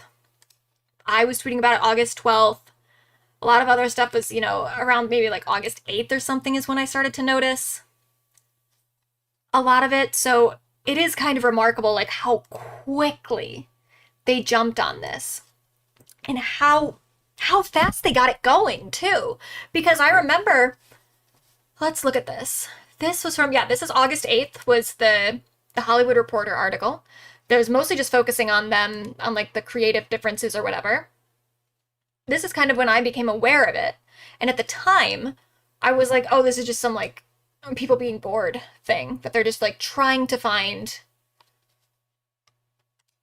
Oh, fuck. I just closed that fucking article, didn't I?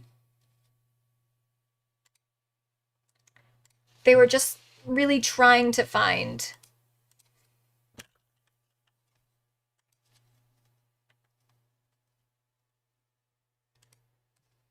anything just to entertain themselves. But then very quickly after that, it started to ramp up to the point where I was like, this does feel very calculated. Like, the amount of stuff that's coming out against Blake, it could be that people have just, oh, Control-Shift-T for accidentally, good to know. It could just be that people have just not liked Blake Lively for a very long time and have been like waiting for a moment to cancel her, and that's all this is. But it was so swift that it felt a little weird. And this is also what I would say about the Amber Heard Johnny Depp stuff too, not necessarily in how it ramped up, because that did feel a little bit slower, because I knew about stuff in regards to these mutual abuse allegations against Amber, like years before the trial started. That was starting to build up very slowly over the course of a couple years. But once the trial was over, suddenly the entire conversation just stopped. No one who was covering it, like in June, was continuing to cover it by like September, even though there was more stuff coming out. You know, like there were unsealed documents that came out. Amber filed her appeal, so the appeal brief came out, I think, in like December. There were multiple rounds of unsealed documents too. Like there was a first round, and all of it, all the unsealed documents were in Amber's favor. Like everything that came out after the trial was all pro Amber. And then suddenly no one was paying attention to it anymore. But so like the first little batch came out, then like even more, including like her therapy notes that she had wanted put forth as evidence in the trial, and that like a whole bunch of people were claiming never even existed, which was crazy. It was just a very weird situation with people in their conspiracy theories about like Amber faking her own therapy notes and stuff. And then once the therapy notes actually came out, and they were court documents, they went through the same court process as anything else, and they definitely were not written by Amber Heard herself. Suddenly no one was talking about it anymore. And then when in like end of December, maybe early January, they reached a settlement, Amber and Johnny, because both of them filed appeals. Amber's appeal brief became public around December, I think, or maybe November, around the end of the year. No one covered anything related to do with her appeal. And then they reached a settlement not too long after. And then no one covered that either. People acted like the trial ended. I mean, the trial ended in June of 2022. But the court case went on for longer than that. And it ultimately ended without Amber really having to pay Johnny Depp any money. She went from owing him like $12 million, to having to pay him $1 million that was fully covered by her insurance.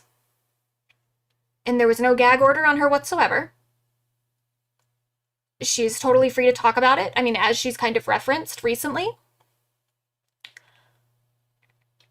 So my thing is like, why would Johnny Depp agree to such an amazing deal for Amber, especially when he was also in the appeal process? Why would he agree to that deal before the appeal had even been granted? Like, she was still in the process of filing the appeal. It hadn't been decided yet that her appeal was going to go forward, that they were going to do a retrial. Nothing had been decided yet, which is kind of normal. Like, people go into those settlement talks prior, usually, to that stuff getting discussed. But, like, again, it's like the deal was so in Amber's favor that the only thing that I think you can really conclude from that is that Johnny was worried that her appeal was going to be granted. If it got granted, the issues that she brought up in her appeal brief would have to be fixed, because there were so many issues in that trial in terms of the legal process that it went through even before the trial itself started. Like the amount of evidence that was precluded from being used in the trial, the instructions that were given to the jury, the fact that it took place in Virginia in the first place, the way that it taking place in Virginia screwed Amber from a legal perspective because she couldn't call certain witnesses anymore because they were out of state. And like there were all these laws about like she couldn't compel someone to testify if they were out of state. And then there was also stuff like one of the reasons she got so screwed over with her lawyers, like she got stuck with this team, this local Virginia law firm, when she had other lawyers previously, but she couldn't pay them anymore. It was because her insurance exploited this like really obscure Virginia law that allowed them to get away with not paying for an attorney of her choice So she ended up with just this one small Virginia law firm that specialized in like employment discrimination. Like she got screwed in so many ways before the trial even started. And then Johnny agreed to the settlement. I think because he knew that her appeal probably was going to be granted because she was so disadvantaged in that trial. And if it got granted, that would have brought more attention to everything that went wrong there in Virginia, and Amber would have been awarded a far more fair trial that she probably would have won. Almost certainly would have won.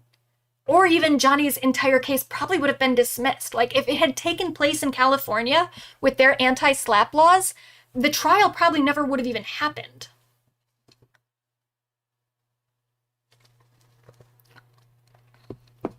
But Johnny got away with it because he did this settlement very quietly and barely anyone covered it. All the people that had been watching the trial before, defending their decision to watch the trial because it was a newsworthy thing, and they're a news commentator, so they have to talk about it. Suddenly, after the verdict was reached from the jury, even though the court case was still going, none of those people were interested in it anymore. And, you know, all those content creators weren't necessarily a part of this, like, smear campaign in a super direct way. Like, I don't think they were getting paid off by Johnny's team or whatever. But the public interest in it just dropped. Just almost overnight. Which just made the entire thing feel incredibly suspicious. And like, it was never really an organic story to begin with. It was something that was egged on by a very intentional smear campaign where a lot of bots were involved. I think at this point, the analysis is it was about 50% bot activity during the trial. 50% of the activity online, on social media, was not from real people. And it tricked a lot of real people into thinking that this was a bigger story than it ever would have been without that inorganic push. So that's kind of one thing about this case that I thought was just kind of suspicious from the first place. It's like how quickly it went from maybe there's something here, maybe some kind of spit-gatey thing happening, to suddenly everyone was talking about it. Everyone online is sharing these clips about Blake Lively and talking about how much they've always hated her and she's a piece of shit and Justin is this poor victim of Blake interfering with his artistic vision or whatever. It was a lot all at once. It was a lot all at once. It's kind of terrifying to think that they could control the public interest in the trial up until it was no longer advantageous to them. Yeah, but you know what? I think that in doing that, they kind of screwed themselves, because I do feel like part of the reason that Amber is able to have this reckoning and this validation of everything she was saying so quickly after it happened. Like, you know, with Britney, with all these other, like, misogynistic hate campaigns that have taken place, with Britney Spears, with Monica Lewinsky, with Pamela Anderson, with whoever else, like anyone you think of, it takes like years and years and years and years for people to look back and be like, oh, that was kind of messed up what we did. I think with Amber, she's having this, people are reconciling with what happened in that trial a lot sooner than they have for other women. I think because it happened in such like a blip of a moment. Like, for a couple months, it was on everyone's feed, and then suddenly it stopped, to the point that no one really got the opportunity to, like, get super defensive about the opinions that they had. You know, they thought about the trial for a little bit, and then they moved on. And I think that makes it a lot easier for people to go back and see how wrong they were, because they didn't have enough time to, like, really attach themselves, to, like, build an identity around their feelings on this trial. It didn't ever mean that much to them. It was just a thing they were participating in for a minute until they moved on to something else. So in that way, I think it not being a super organic response toward Amber, and the same thing with Blake, makes it a lot easier for people to realize that it was never really an okay way to talk about these women.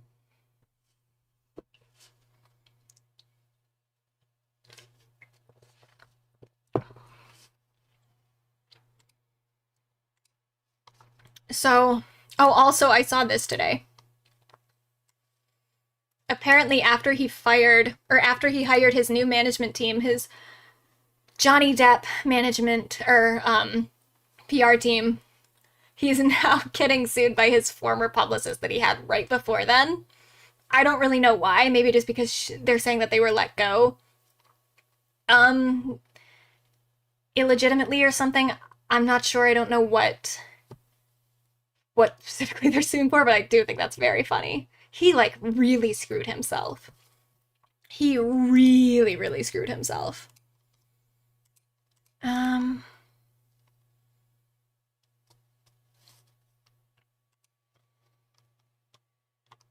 But so yeah, so there's all this stuff about specifically like they have text conversations between like the different people on Justin's team and also him specifically talking about this campaign that they're lobbying against Blake, which is incredible, by the way. I don't know how. Maybe just because they filed, they were just able to get this like in discovery. I'm not really sure how they have all these text messages, because I don't know enough about the legal stuff and how that works, but it's pretty like it's very incriminating. And apparently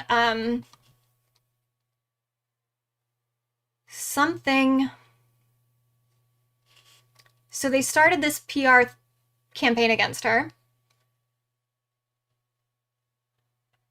So most of it was about like the imbalance of power to take creative control of the film. He responded at one point and said, "Not in love with the document they sent. Not sure I'm feeling the protection I felt on the call." And then someone who's also working with him says, "I think you guys need to be tough and show the strength of what you guys can do in these scenarios. He wants to feel like she can be buried." This reminded me a lot of the text that Johnny sent, I think it was Christian Carino, who is the former fiance of Mother Monster, which is upsetting. I mean, I'm happy she's not with him anymore, but always makes me sad when I see him in this saga, to know that I think that she actually was, I think she was with him at the time. Wouldn't she have been? This is 2016. Yeah, this is like Joanne era. So yeah, they were together at this time. He sent a text to Christian Carino, Johnny did, and says she's begging for total global humiliation. She's gonna get it. It's very, he wants to feel like she can be buried. It's just gross. And they did it. And they did it for a minute. It's catching up with them.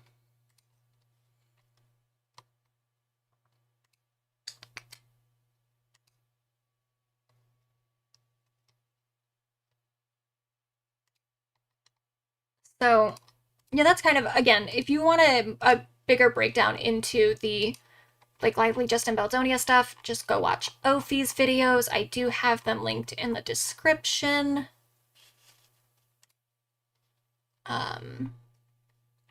But something that I did want to talk about with this. I don't know if I closed it. So the legal complaint. This legal complaint is very good. It's very, like, I remember reading Amber's appeal brief and being like, oh, this is what Amber's team should have been doing the whole time. She obviously got new lawyers for her appeal. And I think those lawyers really would have smoked Johnny. And I understand why Amber took that settlement, especially because it was so advantageous for her.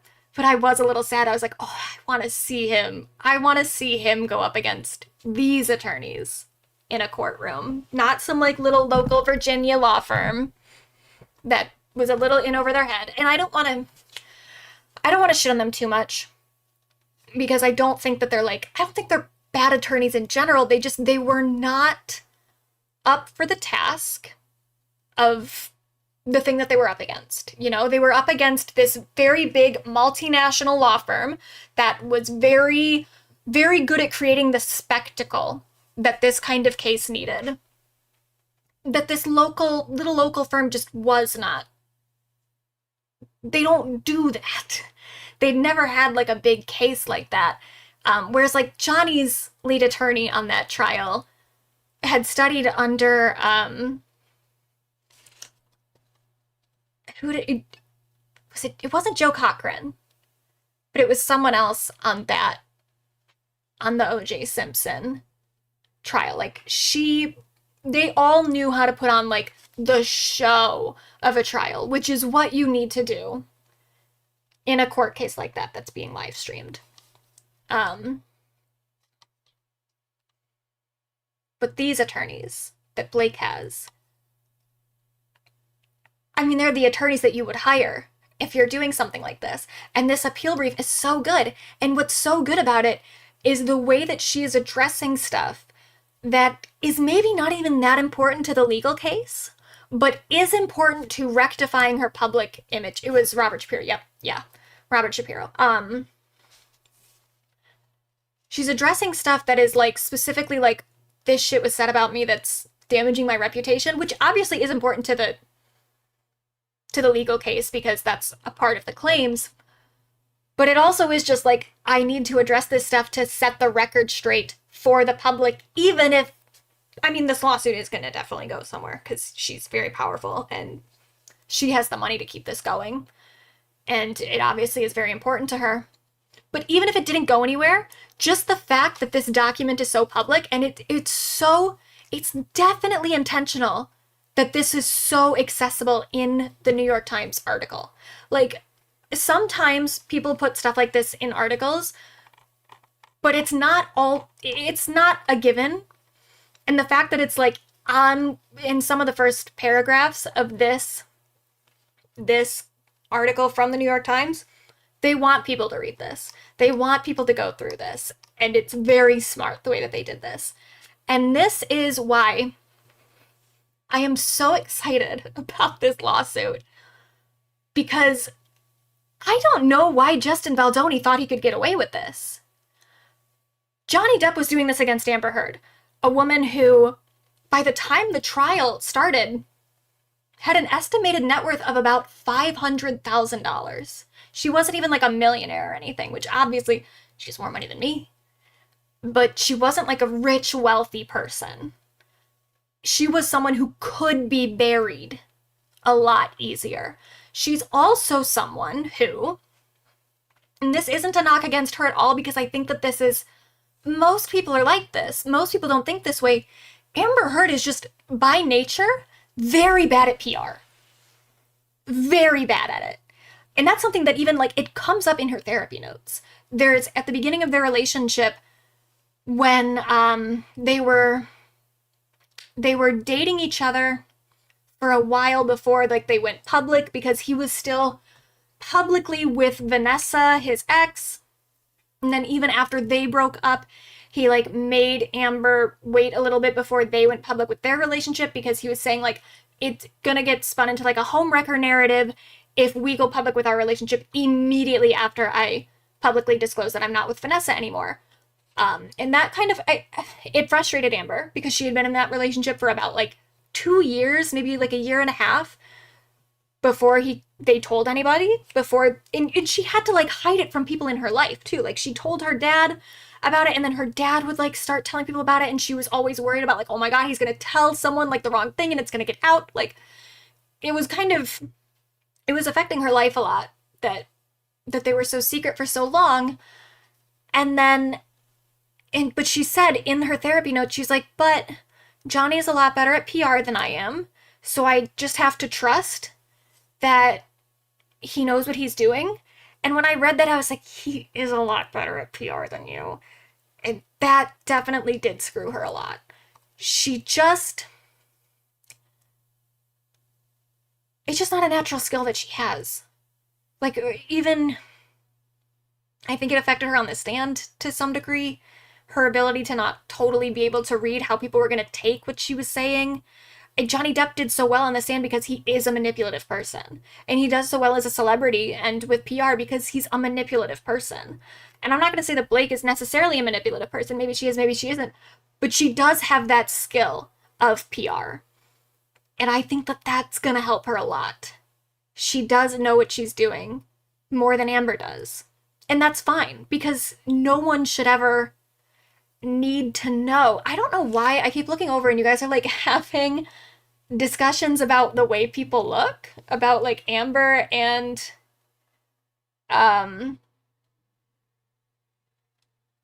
Blake being attractive. They're both incredibly attractive women. I don't know where this is coming from. Amber Heard especially, I mean, Blake Lively is beautiful too, but Amber, I don't like to bring it up because I don't want it to make it about this, but there were so many times when I was watching the trial where I was like, fuck, she's hot. Incredible bone structure. Incredible lips, like just an objectively attractive person, but it's also just not the point of anything. Sorry, Medusini better than Amber. Yeah, I would disagree, but also again, not the point. Yeah, I'm a little I need mods girl. Well, I'm a one woman show. Sorry. This Danny person just, yeah, let's putting you on a timeout.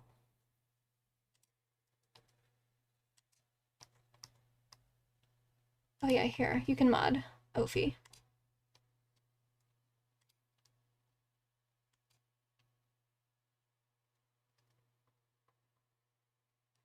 This is all Danny girl, that's not us. Yeah, I know, that's okay. Wait, I thought I fucking muted you.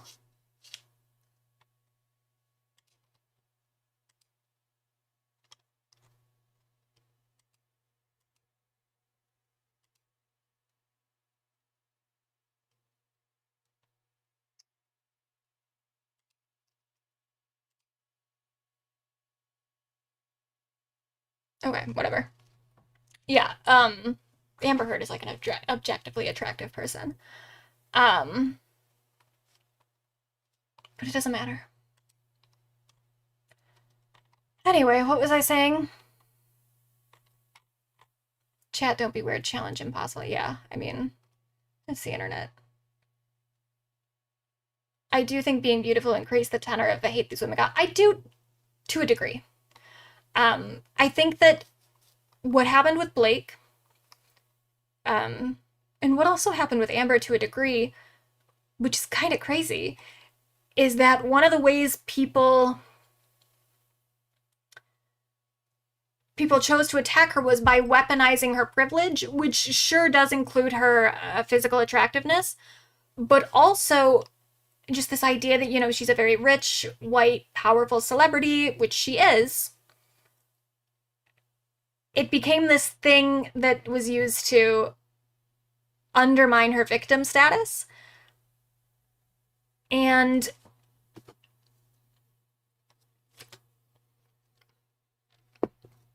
in the Blake Lively thing, I can kind of understand that. Because especially when you're talking about like the creative differences between Blake and Justin, I can understand why people would find that to be problematic, because Justin was someone who didn't have as much clout in the industry. He was a lot newer, just in general, like as a filmmaker, as an actor to a degree, even though he's been acting for a while, but like he's not an established person the way that Blake Lively is. So I get why people would be a little bit more defensive, to be like, oh, she's using her connections to Taylor Swift or whatever to take control of this film, which, okay, sure, but that also is just something that happens in the film industry. Like when you hire on like a big actor like that, who's gonna be a lead part of the promo especially, there is kind of an expectation that they're gonna have a little bit more say in the final product. That's very normal. But I get, at least there, how you can say that Blake was like bullying this less famous rich person. With Amber Heard and Johnny Depp, though, it never made any sense. And I still, like, I would get comments from people on my videos being like, oh yeah, of course, a white woman defending a white woman. It's like, are you under the impression that Johnny Depp is like a person of color? He is also a white person. And he has a hell of a lot more money than Amber does. He has a hell of a lot more power than she does. Not even, like, take his gender or whatever out of it. Just his time in the industry, how famous he is, how rich he is. Of course he was the more powerful person here.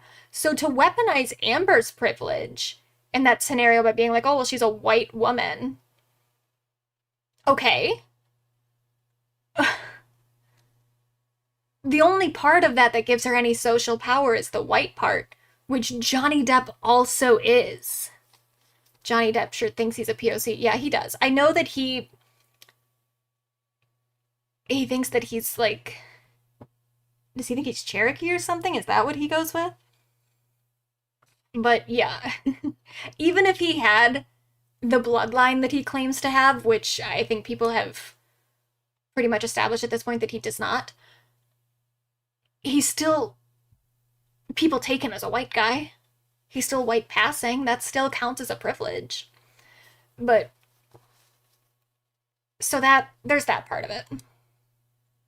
That people just kind of wanted Amber and Blake to be these ultra privileged individuals because it gave them a reason to criticize them in a way that sounded more progressive than it actually was. Now, here's the thing, though. This is where we kind of get to the thumbnail that I want to discuss. So this is something that came to my attention a little bit ago. I don't know if this is This is from the Fear and podcast. This is Cutie Cinderella here. This is Austin. This is obviously Hasan, our main character over here on the oh, you can't see my mouse, I don't think, but my cursor is circling him. So, how are you back, Danny?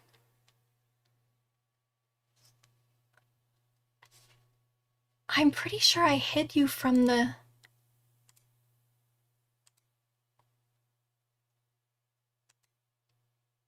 I don't know, man.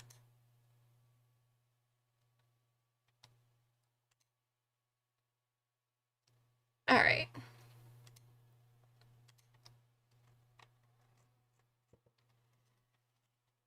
So this is from the Fear and podcast. This is from September. This is around a little bit after the entire incident with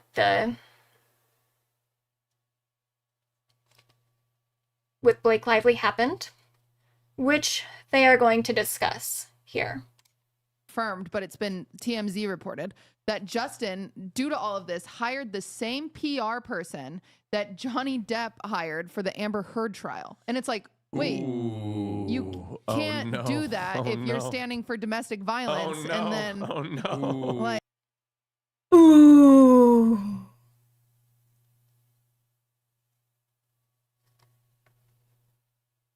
It's just a little interesting to me that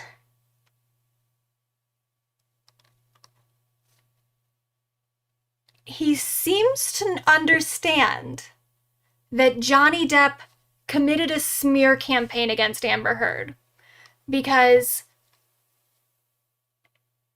Justin hiring the same PR person as Johnny had during the trial is an immediate ooh.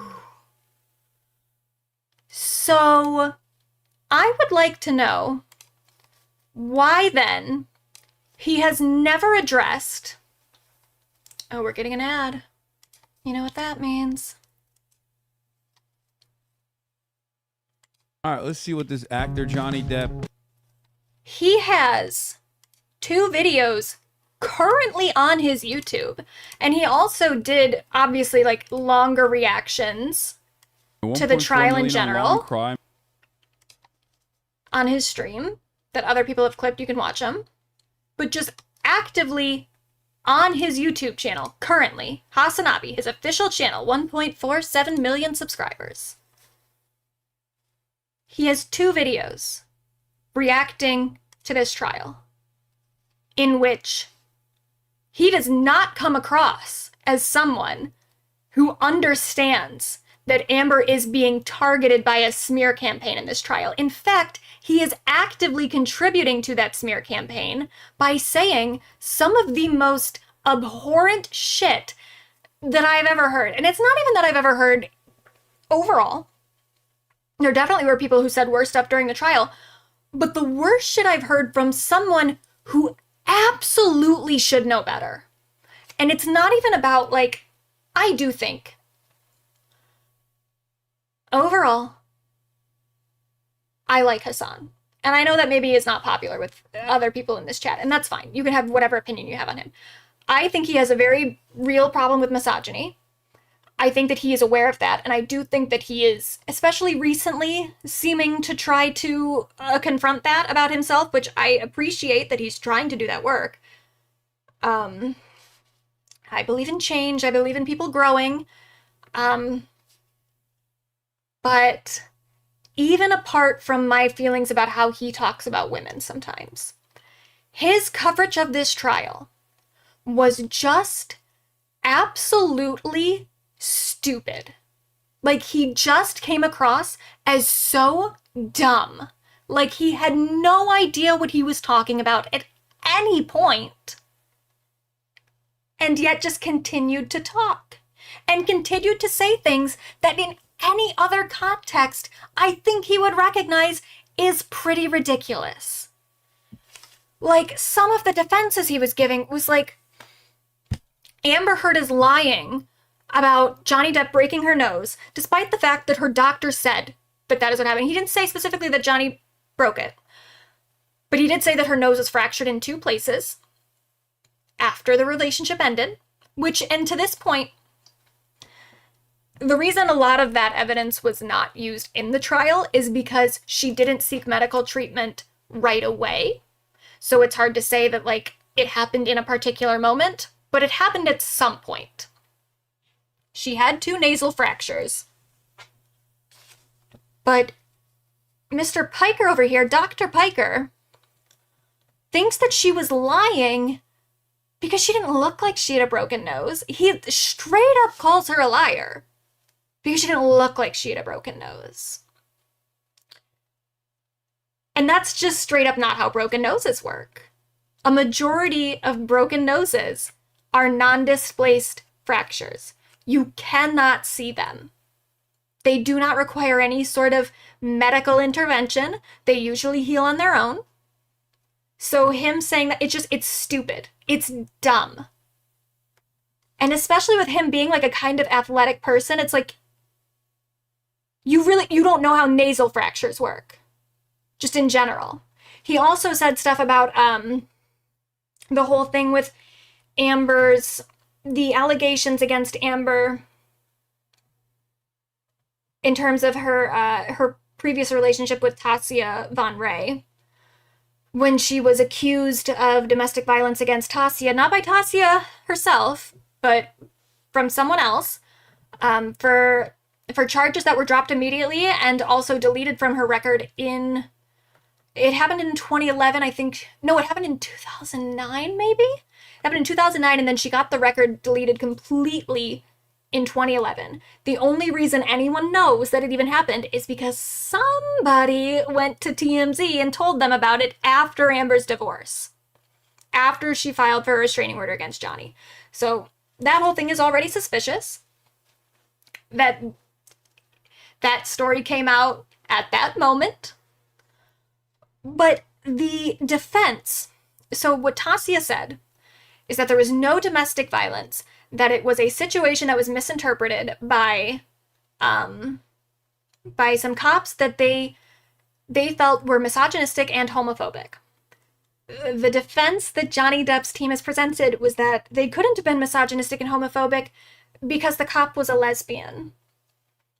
Hasan totally bought that, and I've seen him make that argument that, oh, well, Tasia's lying about not being abused by Amber Heard because the cop was a lesbian.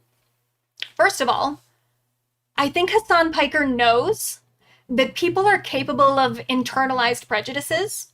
I don't think that he would ever make the argument that a black police officer is incapable of being racist. I think he would recognize that that's a ridiculous argument. I think he also is educated enough on logical fallacies to understand why Tasia possibly being wrong about the motives of the person that arrested Amber would not automatically mean that Tasia was lying about not being abused by Amber. Like, it's just completely moving the goalpost. If Tasia said something didn't happen, Tasia said something didn't happen. But then also, on top of it, the person that arrested Amber also was not a lesbian. The person that arrested Amber was a man. The person who gets touted as the person who arrested Amber just worked at the airport. Go back and watch the trial itself. She is never once referred to as a police officer. She is referred to as an airport employee because that's what she was. She was not the person that arrested Amber. And there is documented video of Amber saying that the person who arrested her was a man. So, stupid all around.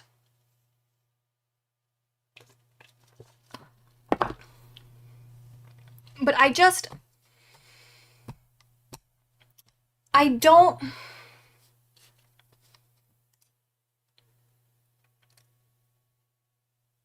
don't understand why he is not ever called out for this. Like, I tried to watch these videos earlier because I was like, maybe we'll do a full reaction and just correct the stuff that he got wrong. I couldn't even make it like 2 minutes into the videos because they're so bad and they made me so upset. And even as someone who overall has a fairly decent opinion of Hasan, like, Hasan and I are pretty politically aligned other than this thing. I don't want to dislike him. And yet, when I watch these videos, I kinda hate him. I kinda think he's the worst. And it took me a long time before I could watch Hasan's videos at all. After I made my 3-part series, there were quite a few creators who I very permanently have just not watched ever again. Psychology in Seattle is one of them. I think his coverage was absolutely disgusting, and I think in a lot of ways it was even worse than Hasan's. Hasan is someone who I have really appreciated his coverage of the genocide in Palestine, and so for that reason, I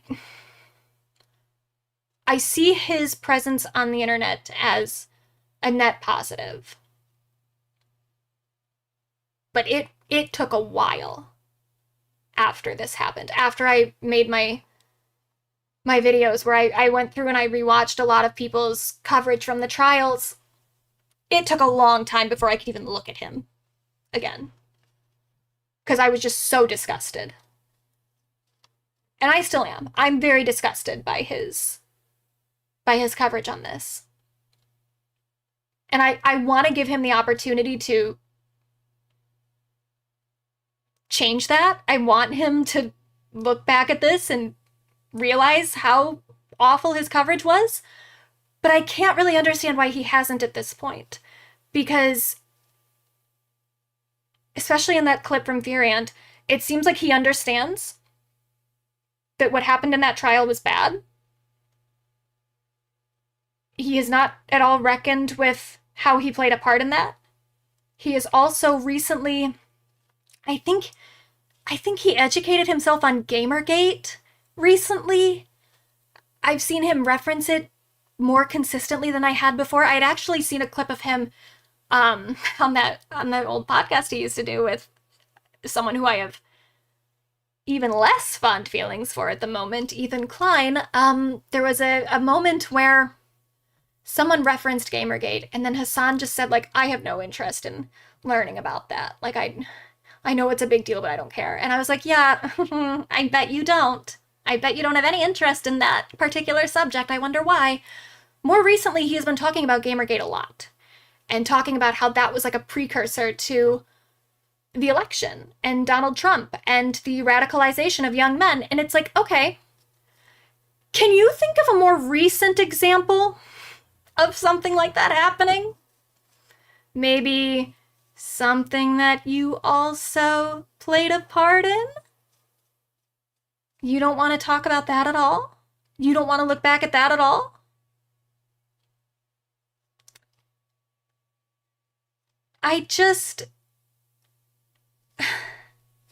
It's just gross. So, I don't want to watch these videos on stream because they do just make me really upset. And I don't think I can get through it at this point. But I will show a TikTok that I made a while ago. A couple months ago. This was kind of in like a transitional period for me because, like I said, I could not watch him for a long time after making those videos and seeing how he covered that trial. I started with, especially with his coverage of Palestine, I started kind of warming back up to him and being like, okay, overall, I think his place on the internet is good.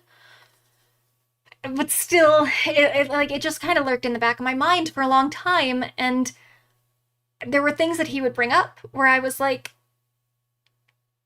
do you not see how you did the exact thing that you're complaining about right now?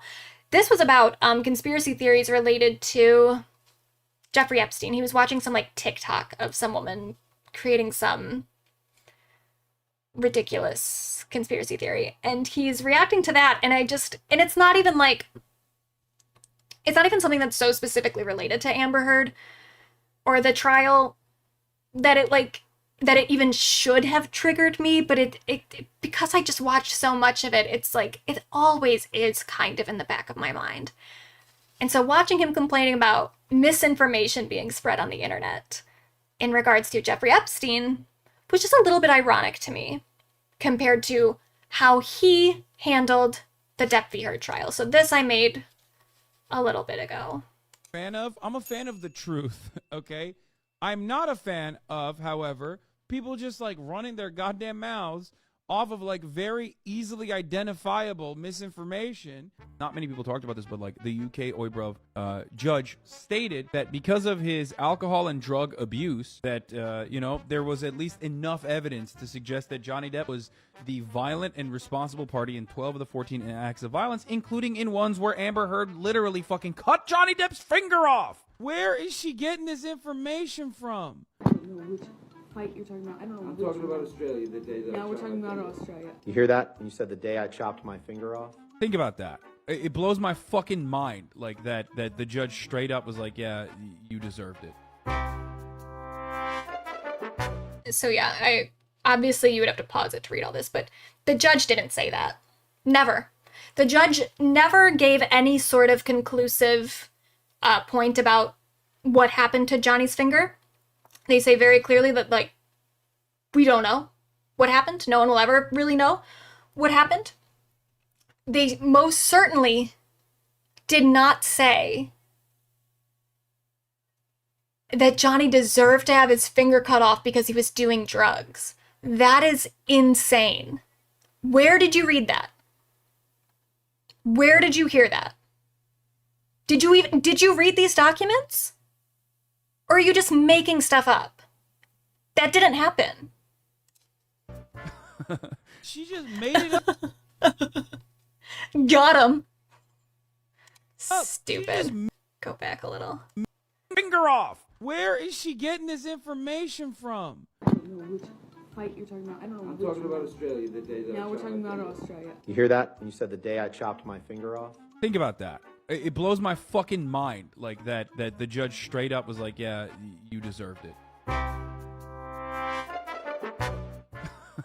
She just made it up. She's just making it up. So when I say that I thought you could kill me, that doesn't mean you counter with you also that you lost your own finger. Do I believe that like a fucking bottle that exploded ultimately ended up like cutting his fucking finger? Yes, I do believe that. Why wouldn't I believe that?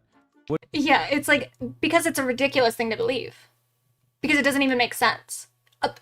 A bottle cut off his entire, the tip of his finger.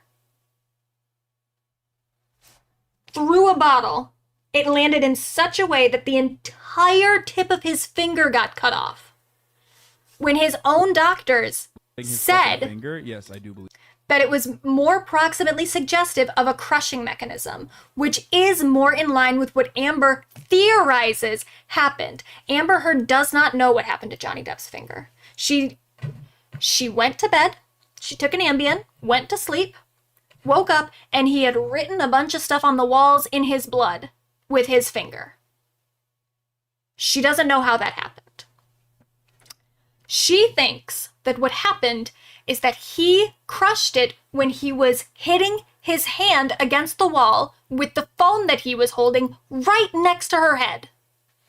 It could have been that. It also, I've seen other people theorize that it had something to do with the doors in that house, that he could have slammed it on that. I think that also makes sense.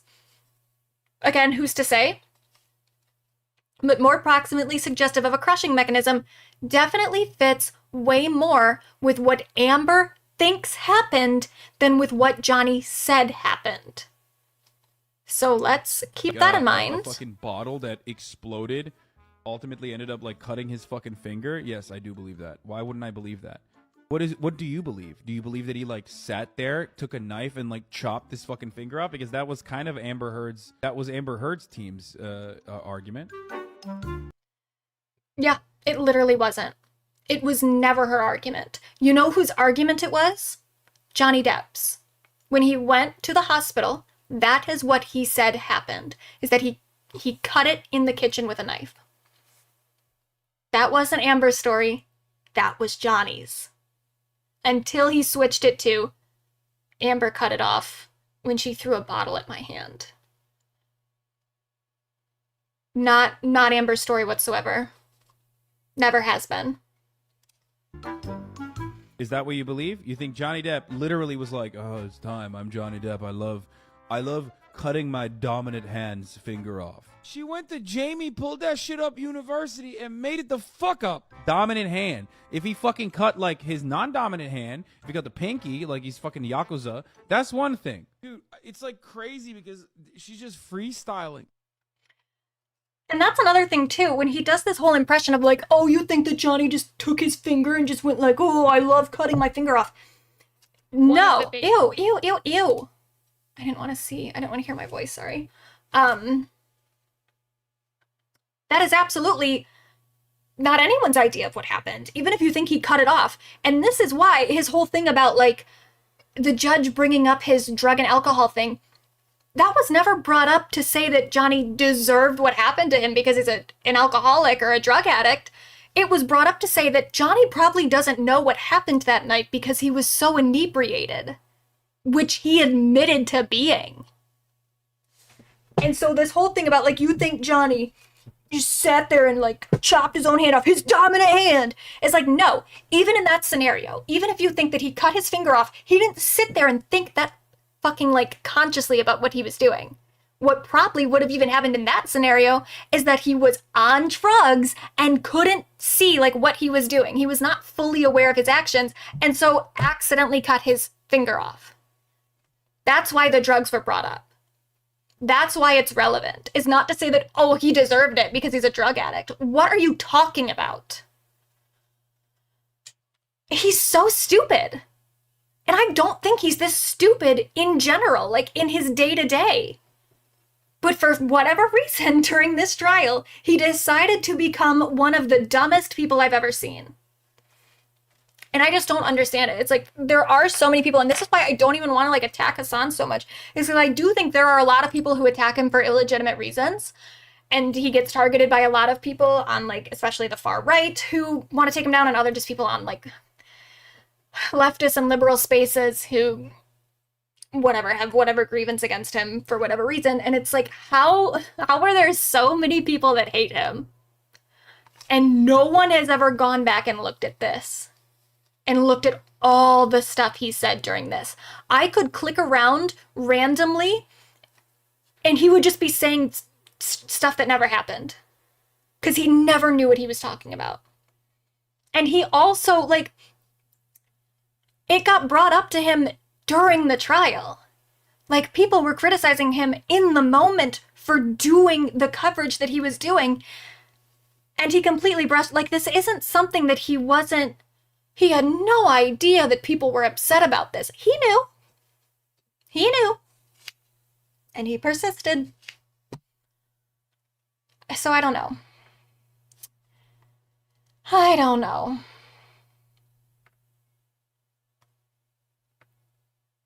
But that's kind of where I'm sitting on this. I could go on and on. I could bring up a whole lot of other people's coverage and how bad it was. But I just thought his was particularly ironic. You know?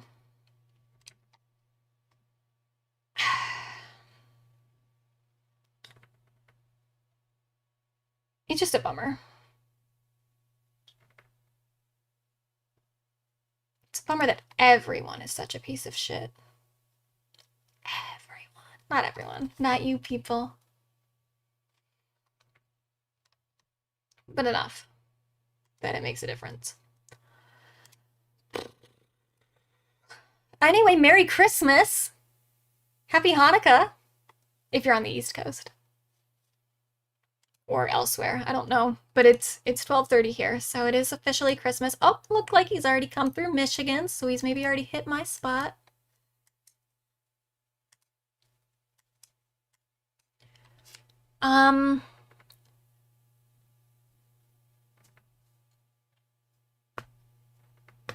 That's kind of all I had. We could go on, but I'm just gonna get more upset. I don't want to be upset. I want to be happy. So, happy holidays, happy Hanukkah, Merry Christmas. Any other holiday you can think of, happy that. We will be back December 30th. Tell your friends, especially if they like pop music, because I do want, oh shit. It's going to be interactive. People are going to vote. So you can be a part of a true democracy. Unlike our sham of an election in the United States, this is a real democracy. And you can help decide who the pop star of 2024 is. So December 30th, not December 31st. It'll be on a Monday this time. Monday at 8 p.m. Come back over here. And we will have actual fun. Thank you for this. Looking forward to the next stream. Good. Everyone make sure to come back. Tell your friends. Because we need active participation. Okay, we need a real representation of, you know, of the pop world here. Because this is serious. This is serious. But anyway, see you guys next week, December 30th, right here, 8 o'clock. Be there or be square. Don't let JoJo Siwa win. It could happen. If you're not here to vote, it could happen. You never know. But what time? 8 o'clock. 8 p.m. Eastern. So I don't know what that means for you, but 8 p.m. Eastern Standard Time. Okay. Goodbye, everybody. Love you. Bye.